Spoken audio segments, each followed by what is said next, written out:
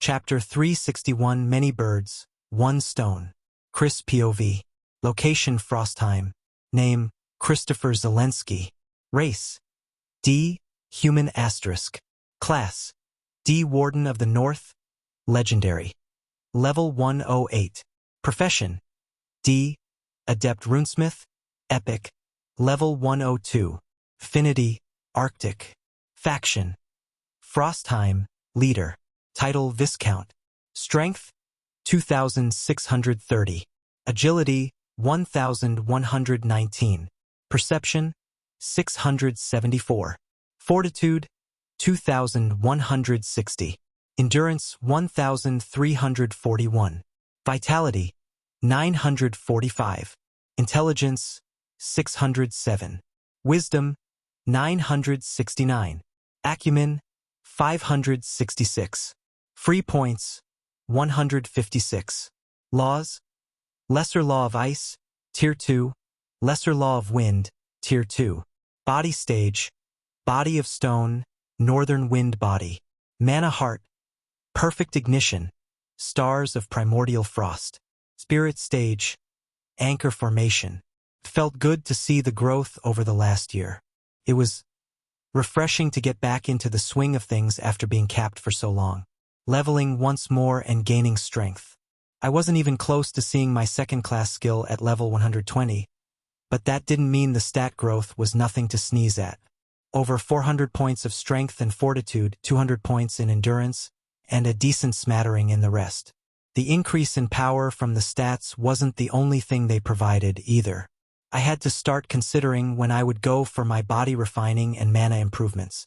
I was getting close to the 3000 stat point recommendation for a body of copper, and I wasn't far off from the 1000 point recommendation of forging my first star of my mana heart. If I used my free points and put them into wisdom, I would be at the level to forge my first star, but I held off on doing so. For one, I wasn't yet prepared to go through with it, and second, I wasn't sure if that was the best use of the points. Wisdom helped a lot with my fighting, but the ratio between my strength and agility was getting farther from where I like to keep it. It made my movements more clunky and less fluid. Not that they could be considered fluid to begin with, but they were even less so the further the two stats diverged. But then again, I didn't want to use the points on agility either. I had tailored my profession in order to compensate for my strength-heavy class. If they were leveling equally and keeping pace with one another, the ratio between the two would be perfect. But they weren't leveling equally. I had been smithing for so long and barred from leveling my class, I went a bit stir-crazy once I was able to do so again. Running both of our dungeons twice a day while also venturing out to the few in the area when spots weren't open in our own had a way of raking in the essence. My leveling speed, even with my two passives bringing it down, and having a legendary class, was even faster than what Austin had experienced after evolving. After a year of being D-rank, he had only made it to level 106. That speed was about to increase, too. After a year of training, getting used to my new rank, and settling anything that cropped up from Emberhold or Frostheim, it was time to venture forth once more. I didn't have to worry as much about being attacked, as most faction leaders were at the assembly in the south. Not that my absence would leave us defenseless, but it was a factor I had to consider. Plus, my future trip north coincided perfectly with a waiting period anyway. We needed money. Our best tradable goods were the mana crystals we pulled out of the mine, and now that we weren't splitting them with Ashton, our intake had only increased, but so had the number of dungeons we had to feed. Frostheim had 2, Frostfall had 1, Snowbrook had 1, and Emberhold had 1. From 2 to 5, and the percentage we got back from cutting Ashton out wasn't enough to cover it all. Obviously, we didn't send the full amount their dungeons could handle to Frostfall and Snowbrook, but we did for Emberhold. Growing our dungeons was a major form of wealth for the future. The deeper they were, the rarer the resources we could pull out of them, while also growing our citizens and order members. It was a win-win, but it made our budget for mana crystals dwindle dramatically. Miles and Gabriel weren't pleased with their crystal supply for research and development being cut, but they understood the necessity for it. During our meetings, the idea was brought up to widen the mine so that we could draw more out of it, but it was surprisingly Rachel who had said not to.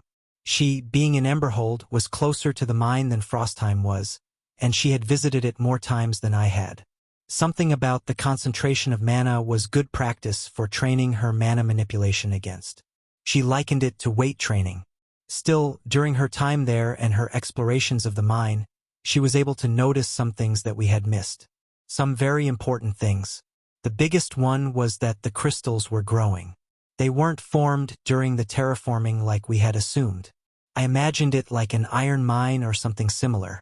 There was a vein of resource that we mined away at until it was gone. It would take years, but we would eventually deplete it, eventually leaving the mine empty, the resource run dry. Rachel claimed that wasn't the case. She claimed that the concentration of mana and the sheer amount of it were forcing the crystals to condense, thereby making it a renewable resource rather than a depletable one. Somehow, from the way mana was created by the planet, that area was a confluence of enough output that it naturally formed into crystals. If we mined them all and drained the area dry, no more would form, or so she claimed. Abigail, being the woman she was, instantly went off to Volwyn to get confirmation, and get it she did. Rachel was right. Unless something changed in the flows of mana or we did something to change it, that area would continue to yield crystals. And if the mana was left to concentrate, the crystals would become even more mana-dense. Such a thing would take a long time, but time was what we now had. Centuries of it, in fact. Which meant two things.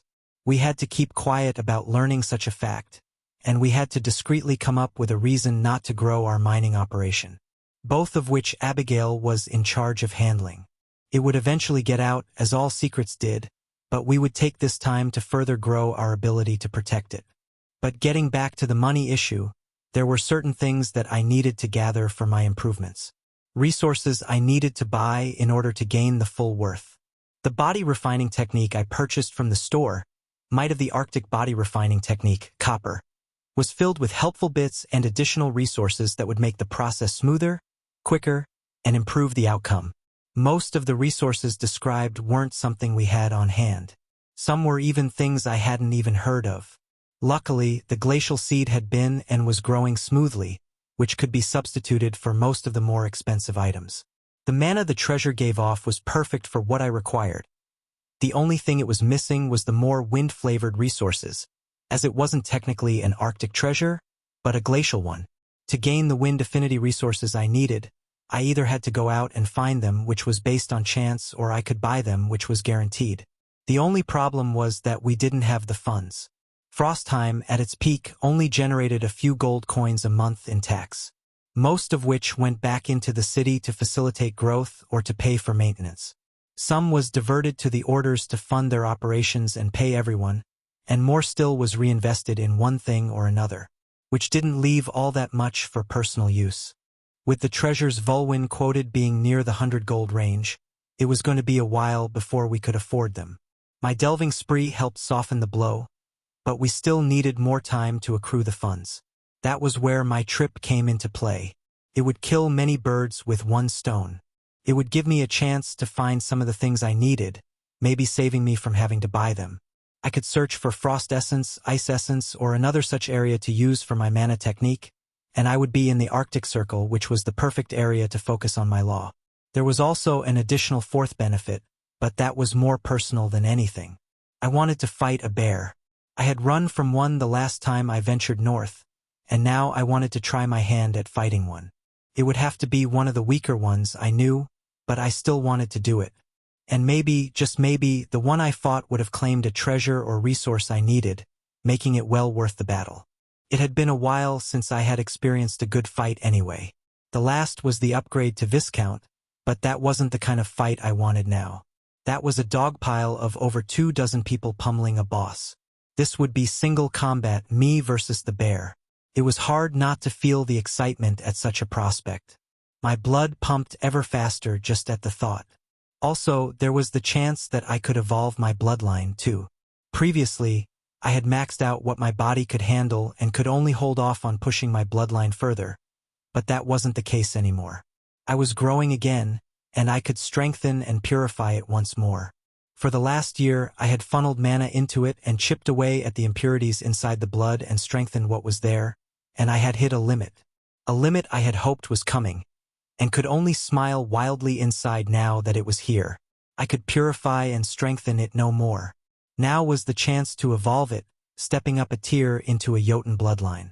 The North would be the perfect place to kickstart such an evolution.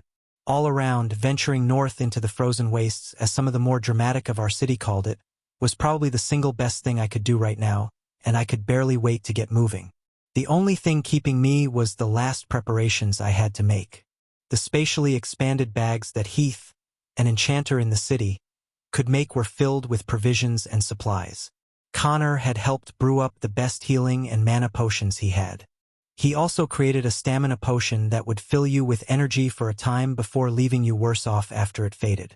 It sounded like a caffeine injection, but more magical. Just in case I went many days without the opportunity to rest, or needed stamina for some other reason. I pounded out some tools to bring with me. A skinning knife, an extra set of armor, an ice pick, hooks, and the like. I wasn't sure where my journey would take me, and I wanted to be prepared. A normal-sized bag obviously couldn't hold all of what I sought to bring, so I had to order one custom-made, which took time. In the end, the thing looked like a giant rucksack, but it was perfect for what I needed it for. I had ordered the leather from Volwyn myself, to make sure the straps were strong enough to hold the weight I was going to be filling it with. My strength could handle a lot, and creating a bag that could match my carry weight proved challenging. At first, I had asked Heath to forego the weight reduction enchantment, as I had more than enough strength to compensate, but we ended up adding it back on. It wasn't my strength that was the issue, but the strength of the materials involved. Other than the bag and supplies, I had to remake my armor. With so many stats increasing, and the size of improvement not being small, an entirely new set was needed. I had prepared ahead of time, though, and had purchased the metal years ago when I had decided to delay evolving. Ever since, it had been sitting in the forge, soaking up the mana I was giving it. Mana infusion worked overtime over the years to make it the best I could. I had spent so long nourishing it, I actually felt nervous working it out of fear of messing it up.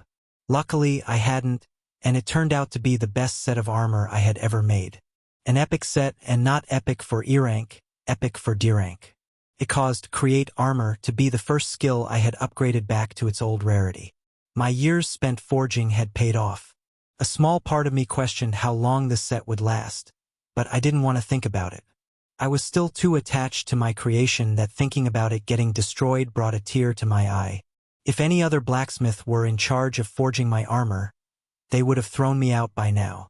The number of sets I had destroyed was getting annoying, even for me, and I was the one making them. While the wait was painful, it was worth it. It ensured that my trip had the highest chance of being successful, and that was the main thing. Preparation is half the battle, or something like that. Dad would know, and he would even know who said it, but I didn't. The time was drawing near, and I couldn't help the childish giddiness I felt as it did. Chapter 362, On the Road Again. Chris POV. Location north of Frostheim. So far, as my steps took me farther and farther from home, it didn't feel anything like the last time I had done this.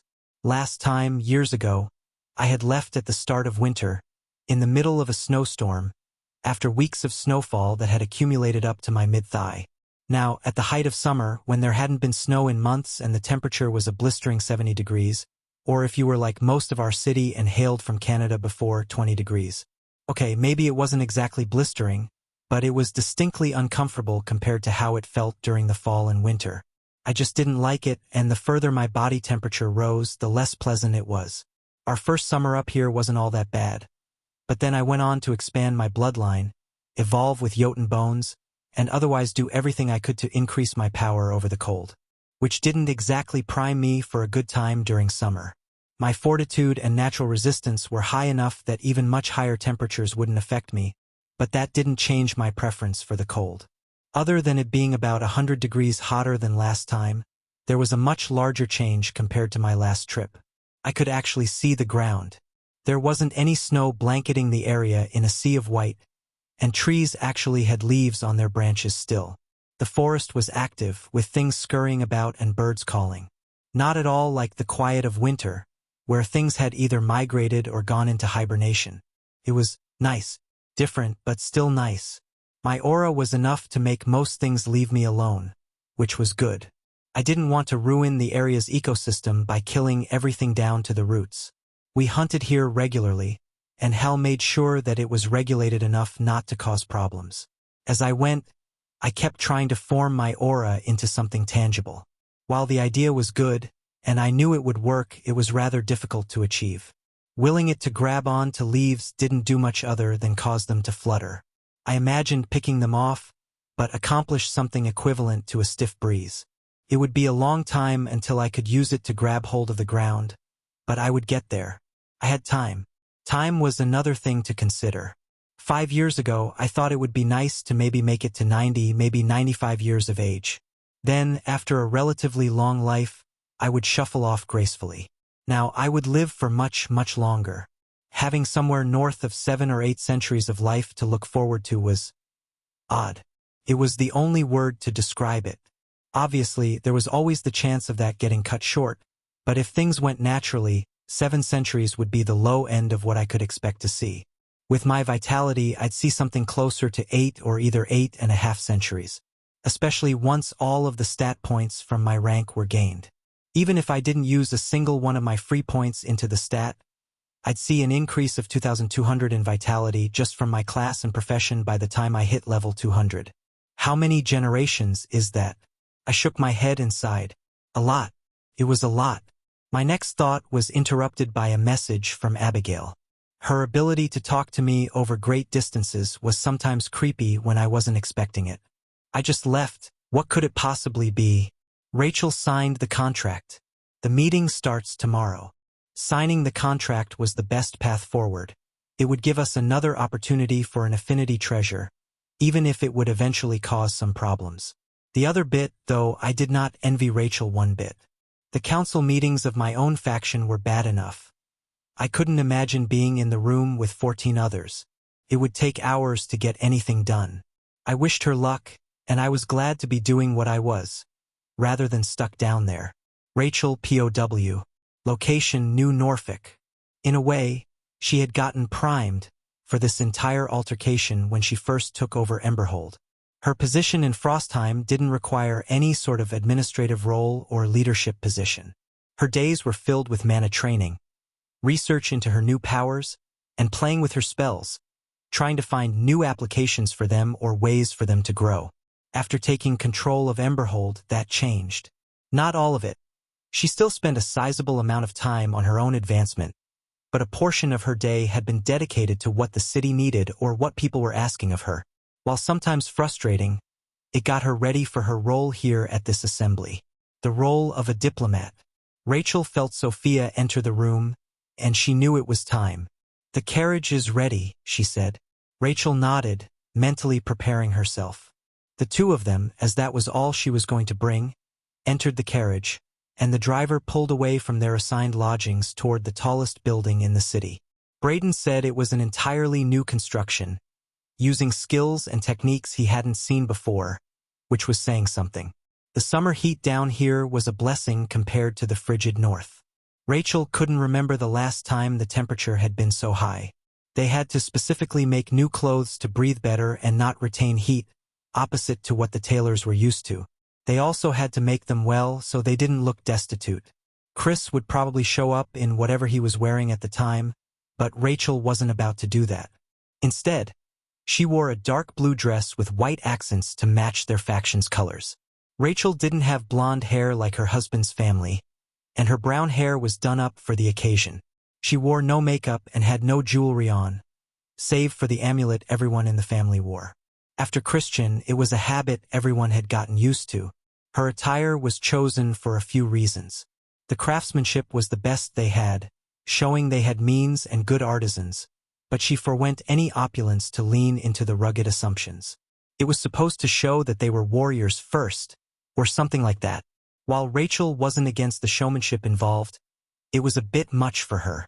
She didn't see that what she arrived in was all that important in the long run. She was with Chris on that front. She was just glad no one pushed for a plunging neckline like she was some harlot.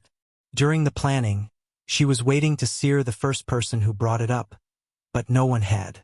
Instead, the cut was rather modest in her opinion, but still enough to draw eyes. She didn't just feel young again, but looked it too. The wrinkles and age spots she had just begun to form were reversed by her many evolutions. She didn't look a day over 25 now, and she was more than a little glad about that. No one liked aging. The only other accessory she had was her staff. The large red gem caught the sunlight beautifully, and while it wouldn't match her dress, it didn't mean it didn't look good. Vincent, while he was the leading expert in all things metal, didn't really have that much expertise in staff making.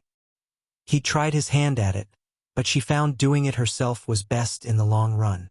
She would have asked Chris to help with the runic pathways and enchantments if it wouldn't have ruined it. Him and his Arctic affinity seeped into everything he touched. Her attempts to get him to control it better hadn't worked all that well.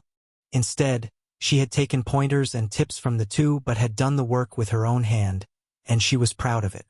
The gem was a polished and cut beast core that came from a fire salamander, which had been a boss of the 12th floor in Emberhold's dungeon.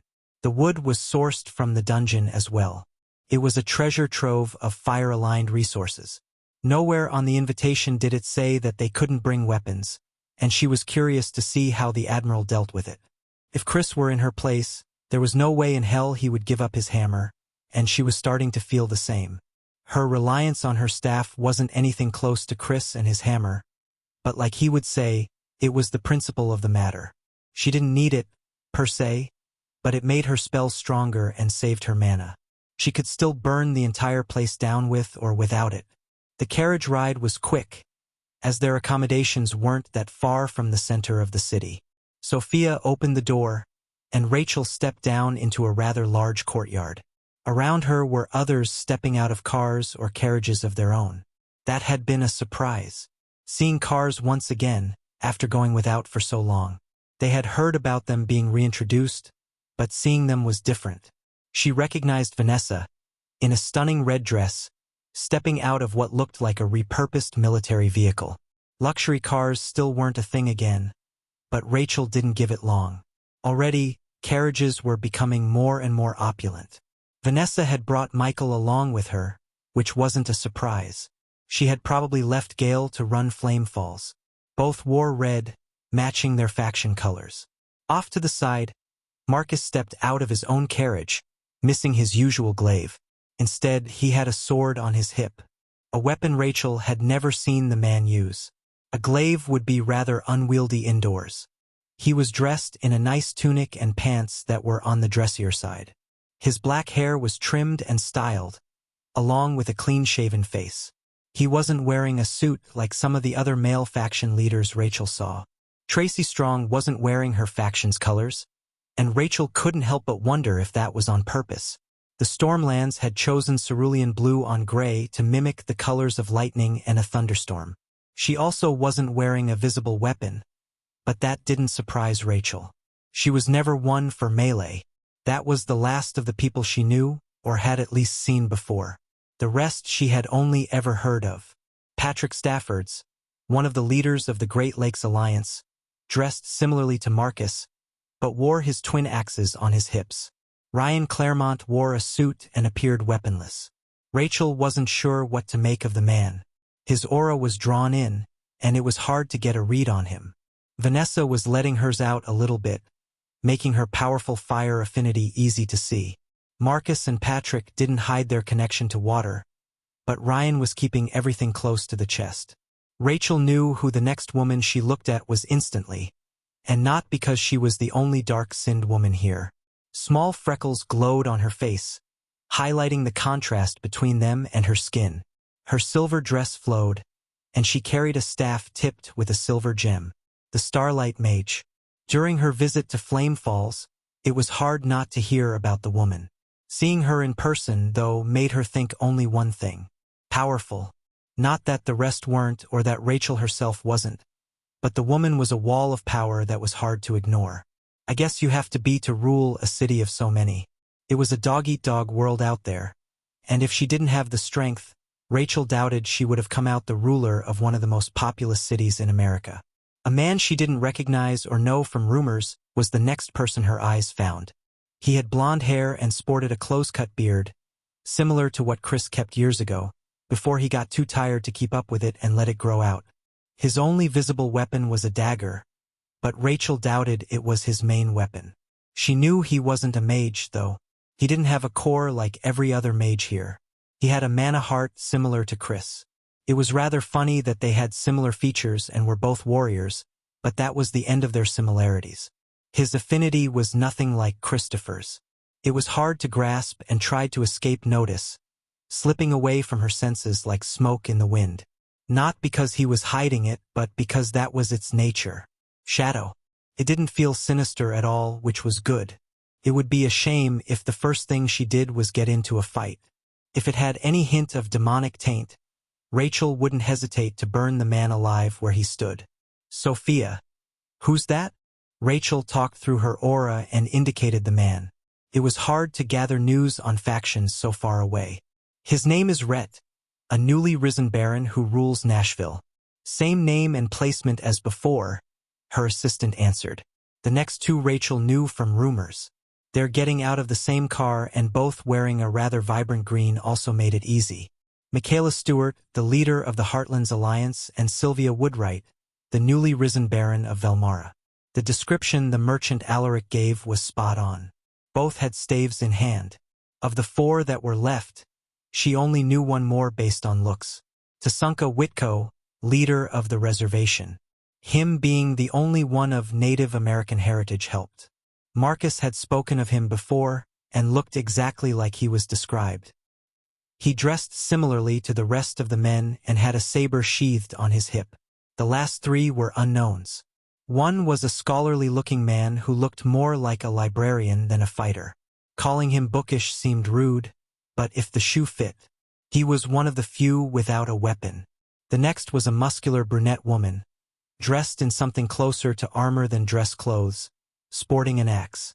The last was a man with bright blonde hair and stubble, with the most sun-kissed skin in the entire city, most likely wearing a sword. She didn't even have to prompt Sophia to get their names. Edward Halstead, Baron of St. Louis, taking lead after the test. Bree Farlands, Baron of New Boston, and Drake Ellison, Baron of the Golden Isles, or what used to be Florida. And waiting for them at the entrance was the Admiral. He hadn't changed since the last time Rachel had seen him, keeping his rather stiff posture and all. Let's start this pony show. Chapter 363, The Assembly. The Admiral POV. Location New Norfolk. He stood and watched as all of the nobles arrived. There was no need to check their titles once again, as that was done before they even set foot in the city. No, he was watching for a different reason. Fitzwallace was no stranger to the subtleness and covert nature of what could be considered politics. To get high up in the military command, one had to be. It was necessary. But that didn't mean he had to like it. Most of the time, he was dealing with civilians who thought they knew better than he did or government officials who couldn't tell their ass from their elbow in most matters. But that wasn't the direction this assembly would take. No, the people here had all gained strength and power on a scale never before seen, and they were about to engage in one of the first sessions of diplomacy that most had ever taken part in. Drake, especially, as he had just gotten the technology and the strength to be able to sail off his islands. He was at a distinct disadvantage in that regard, but his back was straight and he exuded a confident air. Power tended to do that. The Admiral wasn't sure of the rarity of his class or profession, but the aura he gave off and the title he'd gained were enough to assume he was strong. The dossier they had on him was likewise sparse. Like he hadn't experienced the nobles on the mainland, they hadn't experienced him. The others were likewise confident and showed no hint of wariness as they looked at one another as they all walked in. Some eyed him critically, sizing him up, but nothing untoward broke out. The Admiral greeted his guests and ushered them into the meeting room that had already been prepared.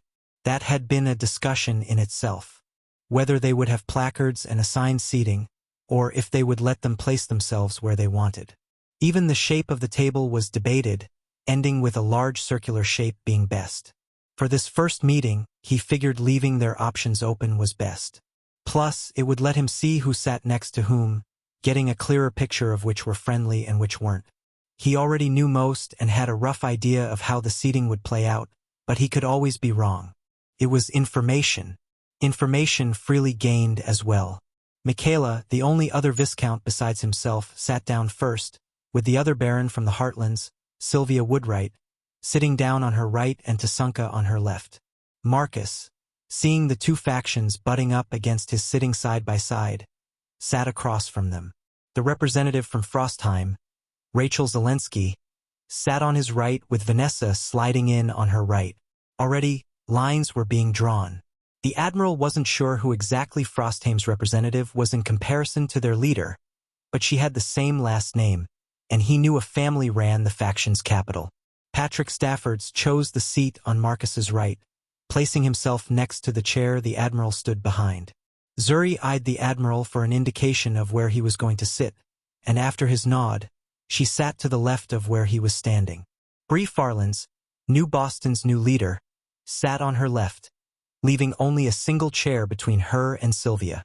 With the chairs rapidly being claimed, Ryan claimed the seat between Bree and Sylvia, leaving only 4 empty on the other side between Tasunka and Vanessa. Rhett did not want to sit next to Tracy and claimed the seat on Vanessa's right, with Tracy claiming the furthest one away on Tasunka's left. Neither Edward nor Drake seemed to care where they ended up, leaving them the last two to choose, and they sat next to each other in the last 2 seats. The Admiral was a little surprised that the scholar had actually gained the Baron title.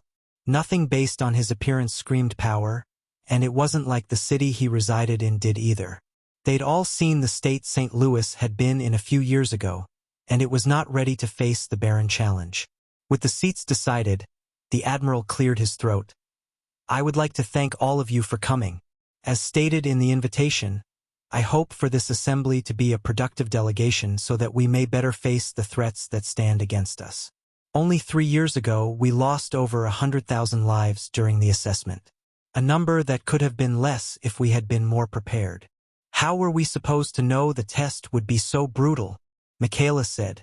Her being the first to speak up didn't surprise the Admiral. Outside of his own faction, she had the largest by pylon count and landmass. She was up there for population as well. This was her asserting herself, saying that he wasn't the only Viscount. It was expected. "I know. But now that we do, we need to be ready for the next one." Fitzwallace pivoted. "And to do that, we need to start now. I know our next assessment won't come for at least half a decade, but it can arrive anywhere from 5 to 10 years from now." He was pleased to see some nods at that. "That being said," he began, "I've invited all of you here to discuss plans of future cooperation and plan for the future. We all know that losing our protection will open us up to outside invasion, and I don't need to tell anyone here how poorly that would end." Some snuck glances at Tasunka, and it took everything in him not to grab the bridge of his nose. That statement wasn't meant to have a quarter of the people in the room look towards the sole Native American as an example. Thankfully, he didn't need to jump in and say anything to draw attention away. "That sounds nice, but how do you propose we do that?" Michaela said. "Are you going to be sharing some of your technology we've all seen around the city?" It was a question he also knew was coming, and he fielded it well. Possibly, our technology could be used to great effect if utilized well. Especially our communication formations. They can connect over 1,000 miles. Linking nearby cities into a network would do well to reestablish communication lines. That got their attention. They probably didn't expect him to give something up like that, but it was for the best. Not only were other factions getting close to figuring out how they worked, but some already produced alternatives, if a bit more local. Tracy's city invented message stones, and they were good enough that people in their own city used them. The only downside was that their range was rather short. That way, if another obelisk shows up, or something similar, word can get out much quicker than last time. He added, "What do we have to give up for it, though?" Tasunka asked. "I won't ask for much, and it will be priced reasonably, along with some of our other technology that will help all of your cities," he said. They had already come up with what they would trade and what they wouldn't. "While that's all well and good, why don't we get to the real reason we're here?" Michaela said, "What is it you want? You don't call everyone here without something in mind." It was a bit early, but he couldn't dodge the question. Everyone turned an eye to him to see his answer. "I'll admit, I did not call everyone here without an ulterior motive," he confirmed. With another potential calamity less than a decade away, I see the state of our current situation and can't help but be disappointed. If the test started today, we would be in an even worse position than before. There were many frowns at that. Tell that to the Sparky bastard, Rhett grumbled. We didn't do anything to him, and he just attacked us. His eyes turned to Tracy, but she didn't give an answer. There's nothing to say the test will be the same as last time, Vanessa spoke up. It could be a puzzle for all we know, but we need to be prepared for if it isn't, Ryan countered. The ambiguous nature of these assessments demands that we be ready for anything, the Admiral articulated. And part of that means being prepared to work together. Rhett snorted. Is that before or after they attack my city unprovoked? Fitzwallace held back a sigh, settling in for the long talk this was going to be. They probably wouldn't even get anywhere today either, which made it all the more tedious to go through the motions. Rachel POV. Things were going about how she expected them to. She hadn't known the new Baron from Nashville would hold such a grudge, but it wasn't all that surprising. Nicholas had seen his dungeon and saw an opportunity to take it. Rachel had to remember that not everyone had 3 D-rank dungeons under their control like Frostbound did. It was also clear that Marcus wasn't in for a good time in the near future. He'd had problems with both the Heartlands Alliance and the reservation even before the test 3 years ago. Now, it seemed they were even more likely to start something to get at his city. Vanessa likewise was slated to encounter her own issues. Her own expansion was hindered, not to mention that she was responsible for blocking Zuri's. Before she had left, the council had debated on what the best course of action for their faction would be, and a lot of ideas were thrown around. It wasn't surprising that the leading opinion was the isolationist route. It was one of the reasons they moved so far north in the first place, to not get dragged into things. Like a northern Switzerland. But Marcus and Vanessa were different. They represented access to 2 treasures that could make their faction stronger in more ways than one. They were also places to trade. The north had a lot of things to trade, but there were also a lot of things they didn't have. Being one of the most sparsely populated areas and with plenty of wilderness, they had skins, furs, and pelts in abundance. Beast cores, fangs, bones, and everything else that the high beast numbers provided as well. Before Alaric, who opened up trade to the Heartland, Marcus had also provided food. With their new agreement signed, how much they dealt with the Eternal Flame faction would grow as well. Jonathan's visit to Haberdeep had also gone well, which opened up the Great Lakes Alliance to them. The 3 closest factions other than New Canada were gearing up to be some of their best trading partners, which wasn't something they would be able to give up so easily, and not without a fight. While they could get aquatic resources from the bay and the lake, the Great Lakes Alliance had cities up and down the coast of nearly every Great Lake, hence their name. With access to Emberhold's dungeon, they weren't as reliant on fire-aligned goods from Vanessa, but a supplemental line for such goods was a good thing to have. The prevailing policy was rather simple after it was debated. It wasn't total isolationism, but near enough.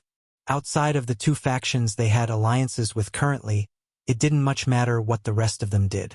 If the Stormbringer and Rhett duked it out over a dungeon, what did Frostbound care? Rachel watched as the other leaders talked, but mostly kept to herself. Marcus sometimes spoke up, and Vanessa too, but Rachel mainly observed. I wonder how many of these people will end up fighting each other, she thought. Then another thought occurred to her. I wonder how many of these people I'll end up fighting. Chapter 364, Ponderings. Chris POV. Location near the Arctic Circle. It was getting colder, which was a boon in more ways than one. Normally, the gradual shifting of the seasons made it difficult to distinctly feel the changes from day to day. But up here, covering many miles every day, it was much clearer to feel. The change from the seasons was there, obviously. I felt less invigorated and less free as winter fell away for spring, and that feeling only intensified as summer began in earnest. But it took days of waning to get to the bottom of the wave. From the crest of the wave to the trough, from the dead of winter to the dog days of summer, it was half a year. Over 180 days of gradual decline that made it easier to forget the heights in between. Going from low, midsummer to high, nearing the Arctic Circle, in days was a stark improvement that I could nearly feel with every further step I took. There was still a way to go until I hit the Arctic Ocean, but I could feel the difference. Another change was that the days were much, much longer. I wasn't yet at the point of eternal day, but I was getting close. There were only a scant few hours of darkness until the sun rose once more. It was odd. Usually, fatigue would set in and I would have to rest every day regardless of whether the sun set or not, but that wasn't the case anymore. Endurance, especially my endurance, made sleeping every night not a requirement anymore.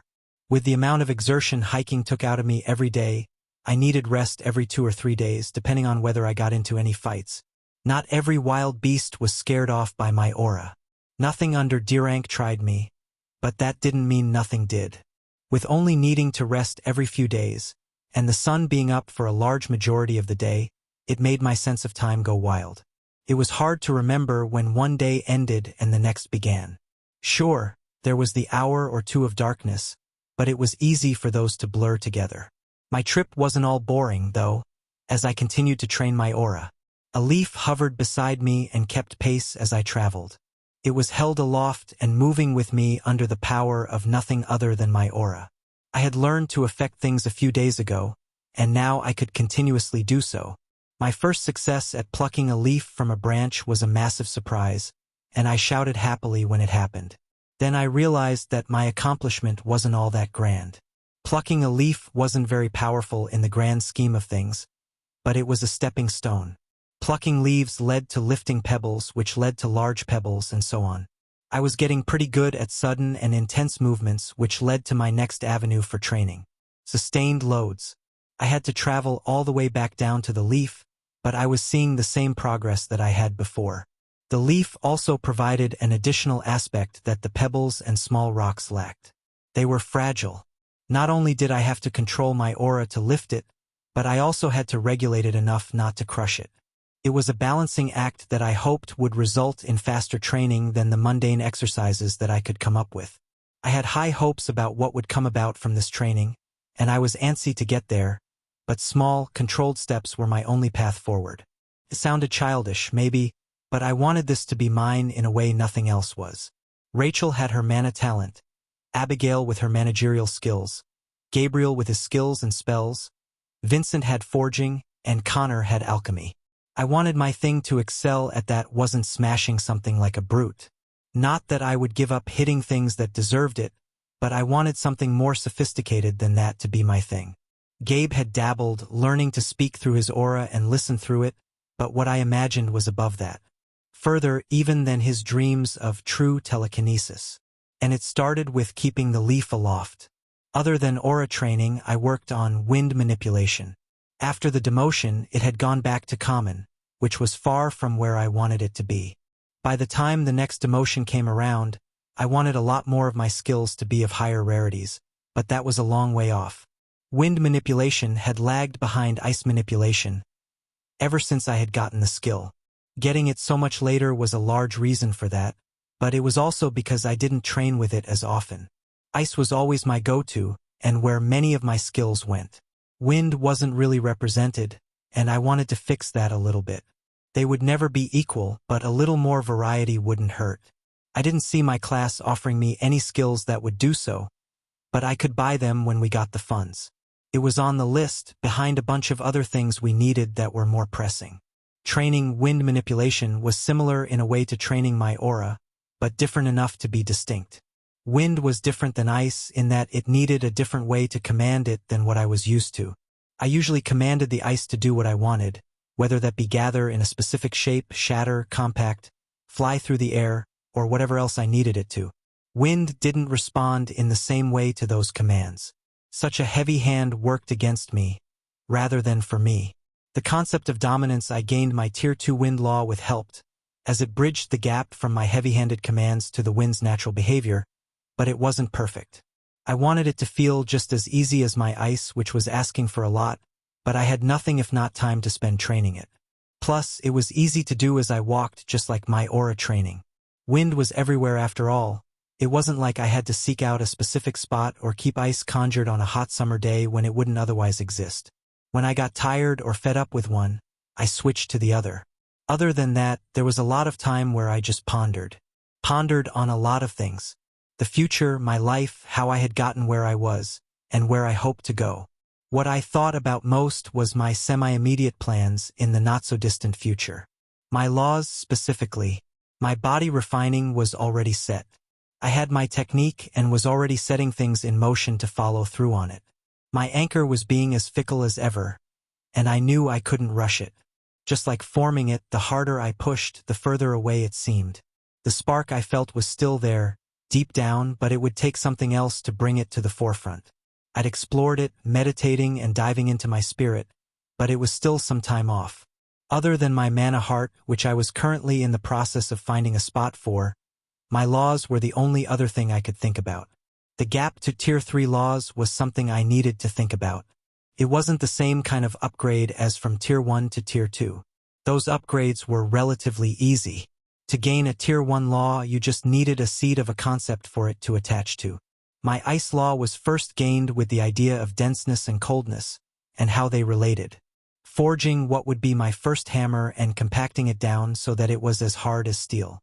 My wind law was gained from imagining the penetrating effect winter winds had through clothes. The chill that cut through no matter how many layers you wore.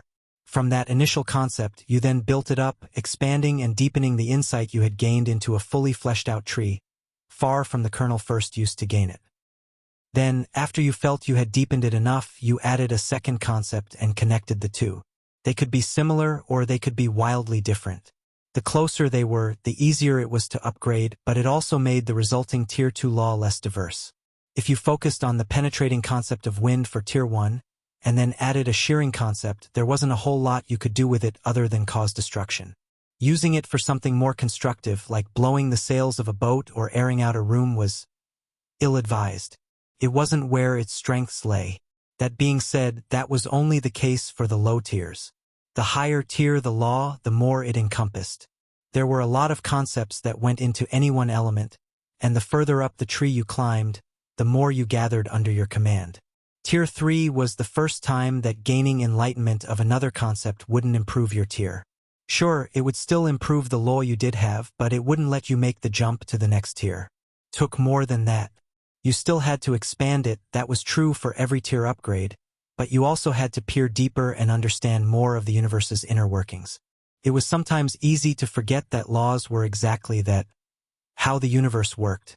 The building blocks it was constructed upon and the rules with which it interacted with the physical world. Therein lay my choice. Where was I looking to go next? Where did I want to take my ice? Where did I want to take my wind? Did I want to combine them like Austin was hoping to do? Would having one combined Arctic law be better than two separate wind and ice laws? How would that affect my fighting? How would that affect my skills? There was a lot to think about on the matter. I wasn't even sure how merging laws worked. Austin was hellbent on merging his fire and light laws into a solar law, but I wasn't sure that was the right path for me. A lot of my skills were either or not both, unlike Austin's. He had built himself around both his laws relatively equally, while I had mostly kept them divided, except for a few exceptions. My hammer, my armor, the walls I created, the projectiles I formed. All of that was pure ice. The wind I enhanced my throws with to expand how far my cold reached, to increase how far it penetrated. That was all pure wind. Desolate blizzard, now Tundra's descent, was one of the only skills that had a foot in both camps. The weapon skill pervading cold as well, but not to the same extent. I didn't count Frozen Rift, as that felt like a different category completely. Would combining them now cause problems? Would it make my law more powerful, or would waiting be better? I wasn't sure. Combining them into an Arctic law sounded like it would be more powerful, but what if that wasn't the case? What if I kept them separate and pushed them further, combining them later? Would that lead to the same result or a different result? Volwyn was surprisingly unhelpful on that front. I had assumed we could just get the answer from him like we had in a lot of cases so far, but that fell flat. It also wasn't something that could have been bought from the system store after the test. Austin had checked. This was something we had to figure out on our own, and it was that way for a reason I still couldn't understand. Even after the tutorial, there were some things that were being kept from us. Chapter 365, Differences and Ideas. Miles POV. Location: wilderness outside of Frostheim. It felt like a decade had passed since the first time he had made the journey to Frostheim, but it had only been a few years. If that really. His life had changed so much in such a short time, for good and bad, that it was hard to truly grasp the extent of the pendulum's swing. From living in Toronto to coming back to it destroyed, to living in the ruins after the change, then gathering every possession in his life and making the trip to a city he had only heard about in whispers. The journey back then on the back of a stranger's cart was equal parts hopeful and dreadful. He wasn't sure what kind of city he would be walking into. Would it be ruled by the same people he had come to know and hate that carved up his home, or would it be different?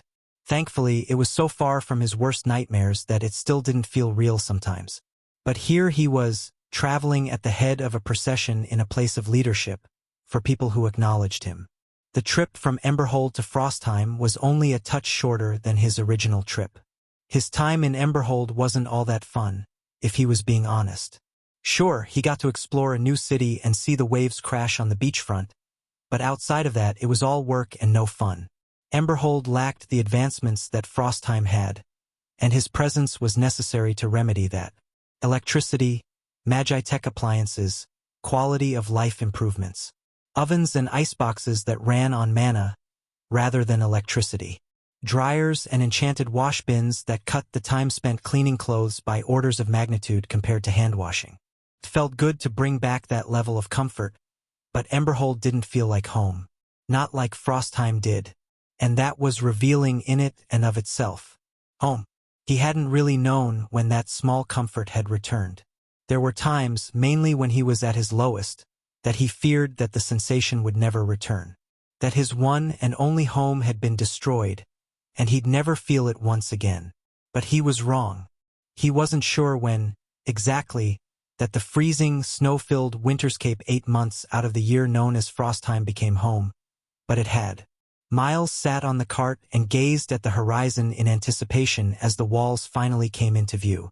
The weeks in the wilderness were finally over, as they would be at the gates in a scant few hours.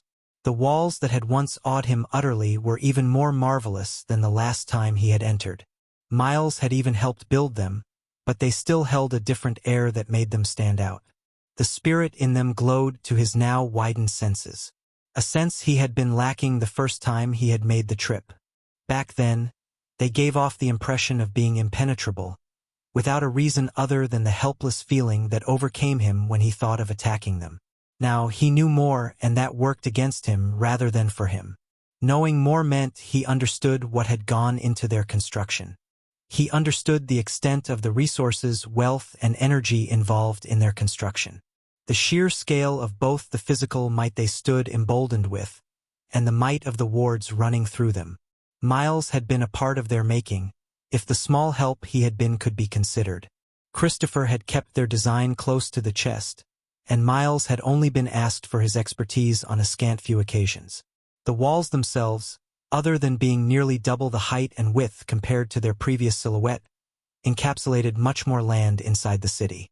They had been moved outward to allow for further growth, while also keeping the entire city within them. He remembered some arguments at the time about that, but they hadn't amounted to much. Entering through the large gate held the same sense of awe and wonder as the first, except there was just so much more. More buildings, more traffic, more people, more stores, more roads, more everything. Seeing the inner wall from the outer gates was now impossible, with row upon row of buildings getting in the way. The only way to glimpse the even taller wall was to rise to a higher vantage point. From where he was on the ground, it was impossible. The ring nearest the wall was all newer construction. It didn't have any of the marks he had grown used to and come to enjoy. There wasn't any mixture of building styles or materials. No explicit signs of the advancements they had made. The one that stuck out the most was the lampposts. The older part of the city still had his first iterations, which were clunky, shoddy messes that relied on electricity. They were a product of his first experiments, before he had advanced his craft enough. There were times he passed them by and felt embarrassed, but he mainly felt proud to have moved past them. Onto bigger and better things. Moving further in, toward where his residence lay, he passed by the ring where the previous wall stood. It had been torn down, but the ring was still visible if you knew where to look. Philip had done an admirable job of filling it in, so good that newcomers didn't even know there had been a wall there in the first place. Older citizens weren't so easily fooled, and they could see the signs that couldn't be hidden so easily. A rather large one was the sheer difference between outside and inside the Phantom Ring. The builders had gotten better and leveled higher, making their work easier to spot outside the ring. Inside the ring still had works from builders, architects, and masons that were just then breaking through the E-rank barrier. Not at all like some of the D-rank work the newest construction had. Even though the inner city was older, not as well built, and otherwise had the telltale signs of age, it was much harder to get any land inside of it. The market was there, the best shops were there, the emporium was there, and the castle was there. The shops for some of the best craftsmen in the city, Miles included, were on the same block as the emporium itself, right outside the inner gate and in Market Square. There was also the prestige factor to consider. As Miles traveled through the streets, he couldn't help but take it all in with a sense of wonder. There was one rather noticeable thing missing, compared to when he left. The faint pressure in the air, the constant and persistent presence that had always been there, was missing. Christopher wasn't in the city. He had gone off to the north to do whatever it was he had planned. There had been a presence missing in Emberhold as well, as Rachel had gone south for a different reason. It wasn't the first time that Christopher had left the city, but it would be the longest.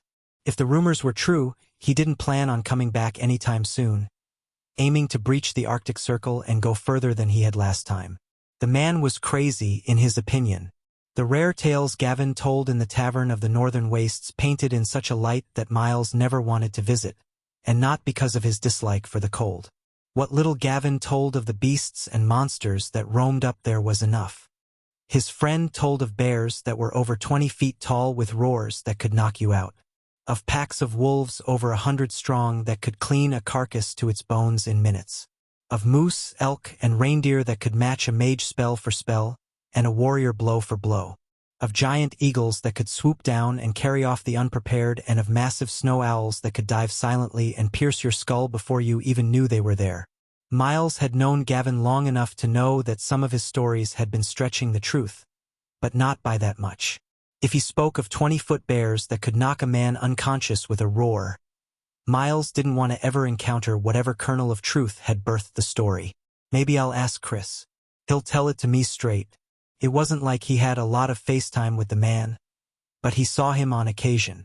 He was technically the faction's head artificer, even if that title didn't actually exist. On second thought, do I really want to know? What if he came back with stories even worse than the ones that Gavin told? Miles wouldn't know what to do then. He wasn't keen to go adventuring out there from just what Gavin said.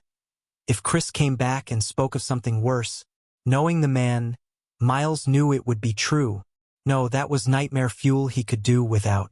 He'd stick to the dungeons, where there wasn't the chance of running into anything of the sort. It was safer that way. He hopped off the cart near enough to his street that it was only a quick walk away. The driver would continue to his warehouse to drop off their goods without him.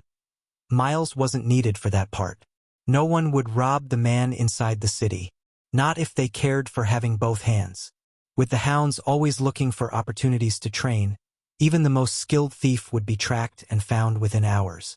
As Miles neared home, his mind looked ahead and wondered what his next project would be. He had spent a long while refining his mana turbine into something usable.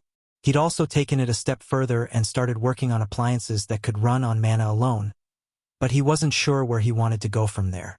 There were rumors of cars making a comeback in the south, but he wasn't sure how feasible those were.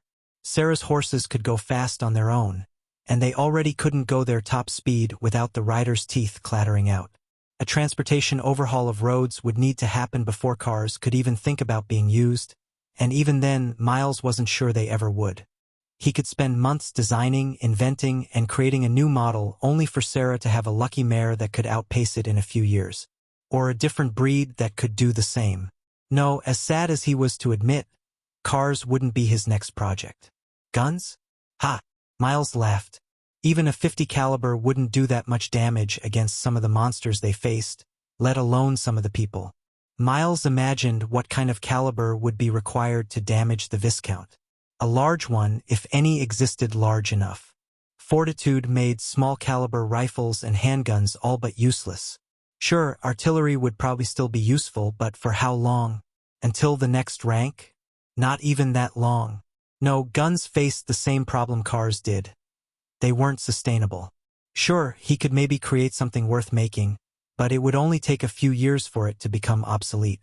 If Miles wanted to use his affinity to the fullest, there was one thing that came to mind, but it would have been better to stay in Emberhold for it rather than return to Frostheim. Ships were made of wood now, with some types even reaching the hardness of regular steel. But he wasn't all that interested in the nautical side of things.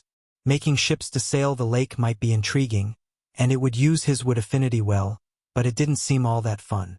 His next project was something he got to choose, and he didn't want to waste his choice on a ship. He didn't know when he would be tasked with something urgent, and he wanted to spend his time wisely. No guns, no cars, and no ships. An idea sparked. One that instantly caught fertile ground in his head and started sprouting. One that brought a smile to his face. Flight.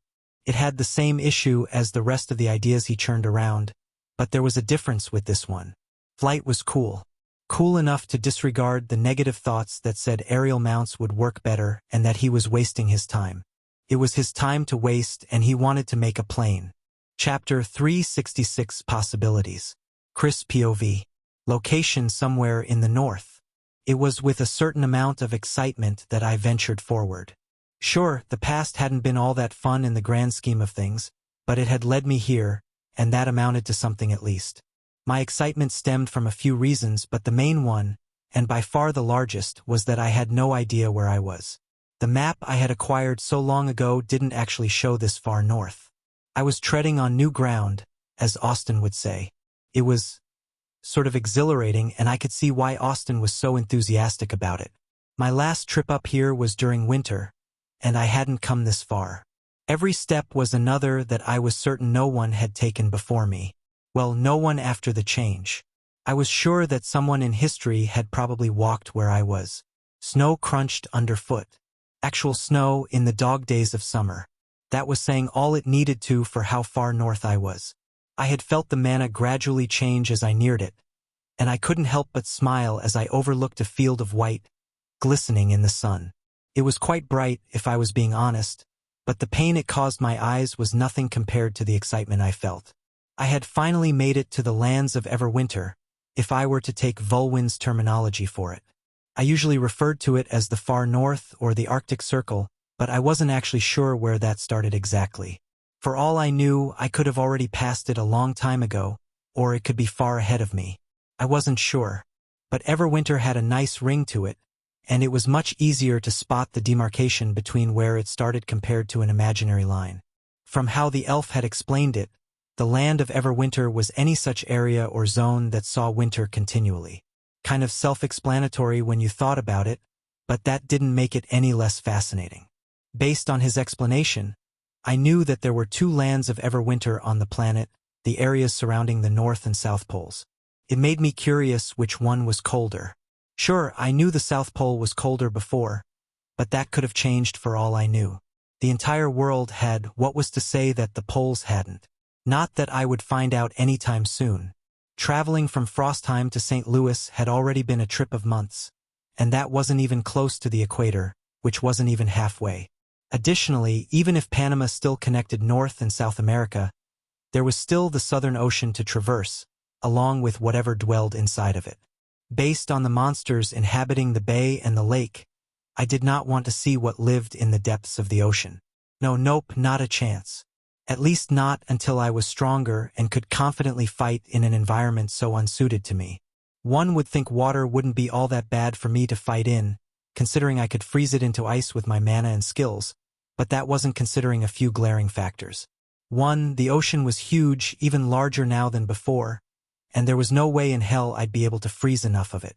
2. In an area so heavily dominated by one element, the ambient mana would be hard as hell to change. It was easily seen in Frostheim during winter. Rachel complained that her spells were harder to cast and it took more mana for the same effect. The ambient ice mana was resistant to any kind of change, and the higher the density there was, the more resistant it was. Sailing in the middle of the ocean, any ocean, was just about as heavily water mana dense as one could get. I wouldn't be surprised if being far enough away from shore was even worse than standing next to Marcus's treasure. That being the case, freezing even a small portion would be difficult. But that wasn't even the worst of my problems. While freezing things or killing through hypothermia was something I could do, it wasn't my main way of fighting. That would forever be my strength and hammer. Being underwater didn't exactly lead to the easiest use of a hammer. There was nowhere to anchor my feet, nowhere to push off, and nowhere to gather strength from. It would turn my swings from devastating blows of monumental force into something half that, if I were lucky. The drag alone wasn't something I even wanted to consider. No, fighting underwater against something that called the ocean home was not on my agenda. I would if I had to, but I would very well make sure that the odds were in my favor, or when we had ships stronger than we did now. The ones we were using now were already improved, but they still got dinged up against lake monsters. I didn't even want to imagine them up against ocean monsters. Nope. That was the main reason no one was eager to cross water. Sailing on the river was already difficult enough, and the beasts were only getting stronger. Case in point being the average level of the beasts I was encountering currently. The last time I was up here, the polar bears were the biggest threat, and they were well into D rank the last time I was here. The mammoths too, but I hadn't fought them. Now wolves, eagles, foxes, owls, and the rest were all D rank and above. Even prey animals were up there: deer, elk, stags, moose, reindeer, rabbits, and they leveled slower than carnivores. They took in essence passively, and through the plants they ate, while predators took it in passively and from the beasts they ate. The essence they gained from other beasts was closer attuned to their essence already, making the transfer more efficient. The same reason was why we got more essence for killing other humans than we did for killing beasts. Not that I'd killed a lot of humans lately for that to take effect. I had been level capped when I attacked Lakeshore. Still, they were growing swiftly and in some cases more swiftly than we were. I wasn't worried for Frostheim, but I could certainly see other cities having trouble dealing with the growing wildlife. Those in what could be considered the frontier, especially. Areas next to a large swath of untamed lands would have it the worst, while cities that were surrounded by other cities would have it easier. Velmara, Des Moines, and Storm City were all surrounded by other cities nearby, while Frostheim, Mountainside, and Yellowstone were all surrounded by wide areas of wilderness. I'd also heard that the bayou was considerably dangerous, but it wasn't like I'd been there to test that for myself. Austin was well versed in the dangerous areas of the continent, as it was a growing list of places he wished to visit. The Everglades, the bayou, and what people were calling the haunted forest were all areas he wished to visit that housed some dangerous monsters or beasts. I had only heard of the haunted forest when we were planning for Rachel's trip south, since the area was near where she was traveling. There were other areas Austin was excited for: the boreal forests northwest of Frostheim, the Great Plains to the west, the mountains running the length of the continent.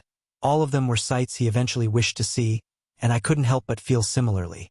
The mountains, especially as from what I heard from Jayla, made it seem like they were much different from how they used to be. It also made me consider what the rest of the world held. If there were already this many areas in just one half of a continent, what about the entire globe? What kind of beasts were in Death Valley? The hottest place on Earth had to have some cool nasties living in it, right? What about the Grand Canyon? Or the Amazons, for that matter? The rainforest had to have some cool things to see. Or the Himalayas, if what happened to the Rockies was anything to go by.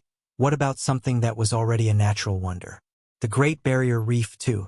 Or all of Australia, if I were being honest. If there was one area where the evolution of beasts was to be speculated about, that was it. It was already a land of death in more ways than one without magic and mana. Islands would be freaky depending on what inhabited them before. They would be left to grow and change while they were cut off from the rest of the world. Oh, I couldn't forget about the Savannah Desert or the rest of Africa. That would also be something to see. I didn't hold out much hope for Europe, sadly, as it was already heavily populated, and anything that would turn into something to visit would have been culled already. Some things might have been able to have a resurgence, but I doubted the people there wouldn't have handled by the time cross-continental travel was up and running again. Same for Japan. Sure, they had Mount Fuji, but the island was quite small, even if it may have gotten larger after the change. All of this was strictly speculation, of course, but it was hard not to get excited by the possibilities. None of them would be as cool as the Arctic, in my opinion, but that didn't mean they wouldn't be fascinating in different ways. New Zealand was supposed to have some of the prettiest sights, and I couldn't imagine what mana had done to a place like that. I picked up an encroaching beast making its way toward me, and I held back a sigh as I cut off my fantasies. While it was fun to think about, now wasn't exactly the time. Dispatching the stray beast was trivial, but it also came with a pleasant chime. Congratulations, you have leveled up. Oh, how I had missed that. The rush of essence cycling through me and increasing my strength was a feeling hard to describe. The power it held would never get old. It had been a while since my last level, and with that chime it made me halfway towards my first-class skill. I was more than excited to see what would be offered. Tyr's Judgment was cool and all, but it wasn't exactly the kind of skill I was going for when I picked Warden of the North. The list that would be offered to me when I hit level 120 would give me a better picture of the kinds of things I could expect. I already knew it was a warrior leadership class, but that didn't exactly narrow it down.